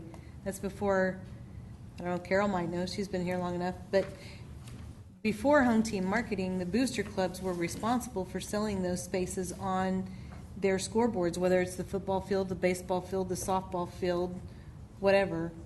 And then Home Team Marketing came in, taking money from our booster clubs. It went through the administration. So I would like to see a policy put in place that all of the campuses can follow. Here's what you sell it for, here's the contract that you're going to use, and here's what it has to look like, et cetera, et cetera, et cetera. I mean, you know that because we've exchanged emails on it. But I would rather see us move forward towards a policy to allow our booster clubs and our campuses to sell the advertising at their own fields and keep the funds for that campus. I don't like the part in here that says next spring the district will assess the results of the effort and determine what changes need to be made. That leaves it open to question that we would go back to another third party. I think that that's what we're really trying to do, except for given the fact that the scoreboards are our property, that we're doing the marketing, that the school's selling it, but it will benefit the athletic programs and the booster clubs because things that they've been supporting, that this can offset that. So I think that's the intent behind it, Dr. Burnett and Mr. Martin and Mr. Coach Hayes in here. But this is aimed at directly benefiting the athletic programs. But the scoreboards are owned by the district, not by the booster clubs. So, you know, they will benefit because the money that's spent, and this is my understanding on how this is the intent of how it was put together, they will benefit because this money will go to offset things that they might have paid for otherwise, and they can direct their funds in directions that they choose to do. Right, and I understand that, but that's not what was happening. What was happening is the booster clubs were tasked with selling those spaces, and then they only got a small portion of the proceeds for that booster club. The Home Team Marketing was taking most of the proceeds, and then you had the inequality across the district where Home Team Marketing sold all of the spaces or oversold the spaces, and then looked like they didn't even attempt at other. We're not going to have them anymore, so it's going to be done directly by the campus. Right, and that's so Home Team Marketing's out of the equation, well, no, or any other vendor. Right. Wait. You're saying any other vendor is out of the equation? I mean, we're not using a third-party sales group to sell the. Well, that's what I was saying. But I would rather have a policy in place that allowed our campuses. Okay, then we're on the same page. Yes. The way I look at it is that that's what we're going toward, and we're going to evaluate it. Well, perhaps let's not jump to the policy just yet, because let's see how everything goes, but that let's take the year to do it and allow the campuses that opportunity. And then at the end of that year, I don't read in there that the district's going to jump in with a third party. I read it as, okay, let's see what the problems are that may arise from this, or feedback from principals. I guess my question would be, I mean, are the principals favorable to this? Ms. Sheffield, we met 2 different times with the high school principals, as Dr. Burnett said, also with the athletic coordinators. And I do want to emphasize that this is not just an athletics issue. I mean, there are other people that use the football stadiums, such as band and so on, that their boosters could benefit. But the high school principals, really the reason why we want to evaluate after this first year is to make sure what kind of problems they've dealt with and see if we need to tweak some of the parameters or change some things as far as what we're doing. But what Ms. Latham described is exactly what we're trying to do as far as where third parties get nothing. And just out of curiosity, would it necessarily be a policy, or would it be a standard operating procedure for Dr. Burnett's group? I mean, I don't know if would it be actually written in policy? Is it a policy? We'll administer it like we do any contract. Yeah, that's what I figured. It's not going to be actual written in policy, but it's a standard operating procedure, SOP.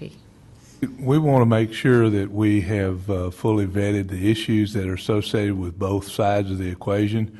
Those areas that have too little advertisers that can't fill their scoreboard if that happens, and those areas where we have more who want to be on the scoreboard, because then we may have to devise a process that brings about notice to those potential advertisers, and then a process that allows the selection of those folks to get on the scoreboard. Or it's possible that we may just open it up to an auction.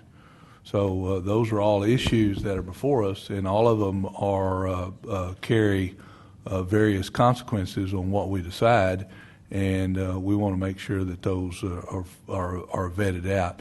But the overarching objective is just simply to try to let the money flow to the benefit of the kids. Thank you, sir. Okay.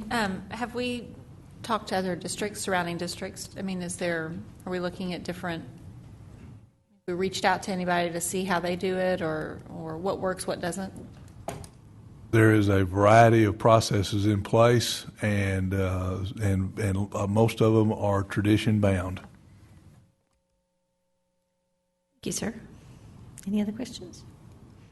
Seeing none, moving on to our action item. Action item 1, instructional materials adoption. I need a motion, please. Motion, Ms. Duke. Second, Ms. Vaughn. Excuse me. Madam President. Oh, there you are. Okay. Sorry, it's getting late. I'm like, voice from above. Yes, ma'am. We have some additional information that we didn't have last month when we presented this. And so if you wouldn't mind, we would like to give you some additional information. It would be greatly appreciated. Thank you, ma'am. Thank you. Mrs. Rapp is going to take care of that for us with her friends. Still have dedicated friends sitting on this side of the room. So yay. We are happy to come to you with this last installment, most widely known, I'm losing my words, as the instructional materials allotment, as we seek your approval for the recommendations of the teacher committees. We do have teacher committees with us tonight, members who would like to publicly state the recommendation for you in honor of all their hard work. So if you are speaking on behalf of your team, if you would come up here to state the recommendation. And while they're coming up, I just want to again say thank you. As you all know, this is a process that's gone on for the better part of this school year to make this a reality tonight, to seek your approval. So most of the committees are represented, and I will let them state their recommendation. Hi, I'm Lindsay Henderson. I'm representing our kinder through fifth committees. For math, we are recommending Pearson, and for science, we are recommending STEM Scopes. Thank you. Hi, my name is Angela Green, and I'm here representing the middle school science 6 to 8 science, and we are recommending discovery education and STEM scopes together. I'm Kim Mosley. I'm here representing the biology high school. We are recommending that you adopt Houghton, Milford, and Harcourt, and then Sapling. I'm Stephanie Driscoll. I'm here for the physics committee. We're recommending Ergopedia for the general physics adoption. For the AP physics adoption, we're recommending Jen Coley by Pearson and Cutnell and Johnson by Wiley. Thank you. Hello, I'm Richard Salstead. I'm representing the chemistry committee, and we are recommending Houghton, Mifflin, Harcourt. Hi, I'm the last. I'm Cindy Roysher. I'm for middle school math, and we're recommending Pearson Digits. Thank you. We had a few other recommendations on your sheet for IPC and with McGraw-Hill, and then the Principles of Food Science with Goodhart, Wilcox. We have definitely dedicated teachers in this process, and this has been a unique year to go through with the instructional materials adoption, with the instructional materials allotment funds. And so one of the things that we wanted to share with you, because in the last two cycles with the information item and the discussion item, we've shared that funding would be an administrative consideration, and that we were not for sure would we have the availability of funds to adopt in all the areas that were part of the adoption. And so we're pleased tonight to report to you, as a result of a couple of things, why we are going to be able to fund materials in every area that's up for adoption. One of the things we've seen is the impact of technology. And so we just wanted to share with you, and we have more adoption cycles upcoming in the next 2 years, so this is not a trend that we expect to see going away. All the publishers have many, many more digital materials, not just CDs now that you get, that you would have gotten with textbooks. They all call them something different, but they're all digital materials. And we've also seen the publishers really working to publish for a variety of platforms, and we've seen the commitment for them to upgrade these online materials. In the past, you don't get new versions of books, and you don't get new versions of CDs. You deal with the outdated, and with digital and online, that's not the case, and we're very excited about that.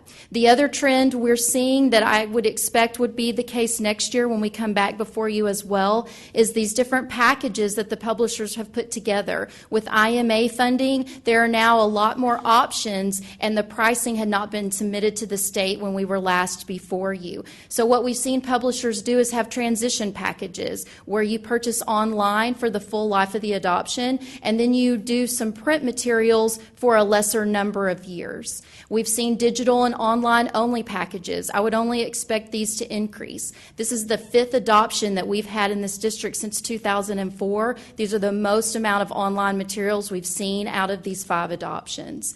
We also have digital online plus class set, where you can get some class sets of reference materials for some print, and then the online access. And you still have some print only, but that is your highest price point if you do print only per student. So a couple of things we noticed as we did the cost analysis, and we shared the cost analysis with you just to show that through the amount of technology we have, we are actually able to maximize our IMA funds to provide for all these areas with a combination of online and print options. So we're well poised. We've received many compliments in this adoption cycle for how much we have out there that will allow us to take care of these, the different options for our students. And with that, we will be back before you next school year. Social studies, high school math, and fine arts are up for adoption, and then languages other than English. And of course, we would await for that appropriated funding from the 2015 legislative session. So we appreciate your support. Any questions? Any questions?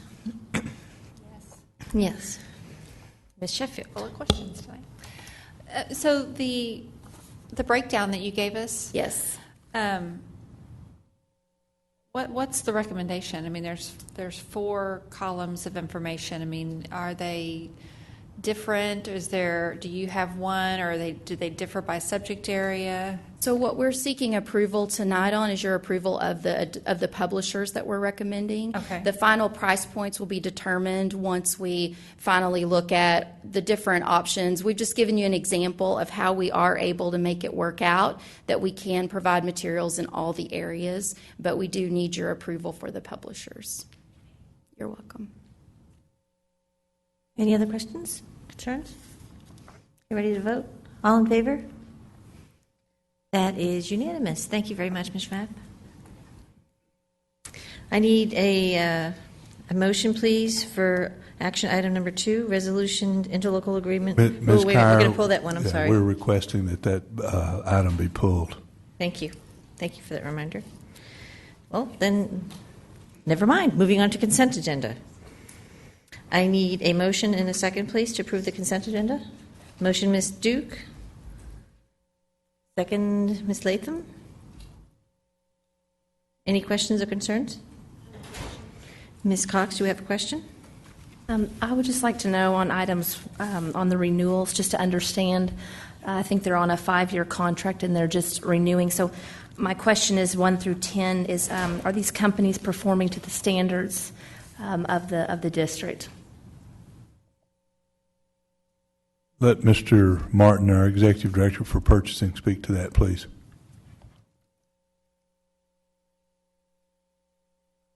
Good evening. Thank you, Board of Trustees. To answer the question, Ms. Cox, yes, these are recommendations coming from the end users for the renewals, whether that be year 3 or 4 or 5. Yes, ma'am. If there's not a request for renewal, then we go back out to bid for those services. Okay, thank you. And then can we just answer Ms. Haslett's question in regards to item number, I think it was C, about the PEMS on reporting and the euphoria?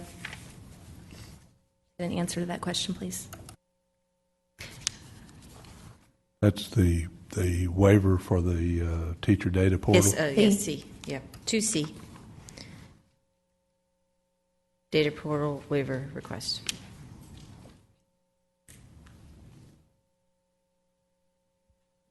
Dr. Riddell. I think the question was why are we using both the PEMS and using Eduphoria? Excuse me, I'm sorry. PEMS is a state student data record. It houses the state assessment information. In Eduphoria, we house the curriculum, we house PDAS, the Professional Development Assessment System, professional learning forms. We keep the complete student's profile, not just of the STAR assessment or tax assessment, but of the DRA or the EDL or other kinds of assessments that we keep and compare over time.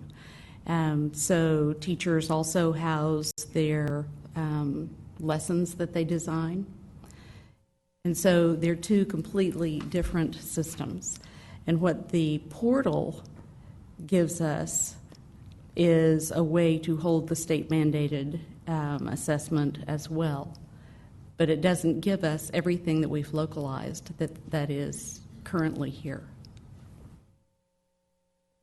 So we'd have to start all over. And that would be really sad. PEMS is just set up to be a compliance data warehouse. It doesn't come close to doing what Eduphoria does for us.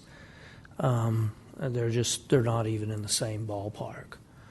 So it's just, PEMS is just a way for the state to collect data on districts that they want to administer compliance over. Okay. Any other questions or concerns with the consent agenda?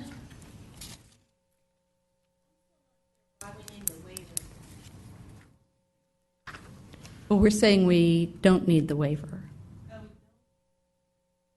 I'm sorry.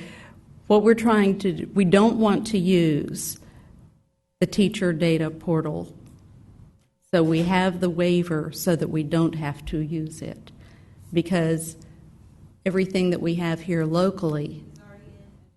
Yes, ma'am. And more. And more comprehensive. Yes. Much more comprehensive, yes. Okay, so I have a motion. Are we all set? I had a motion, Ms.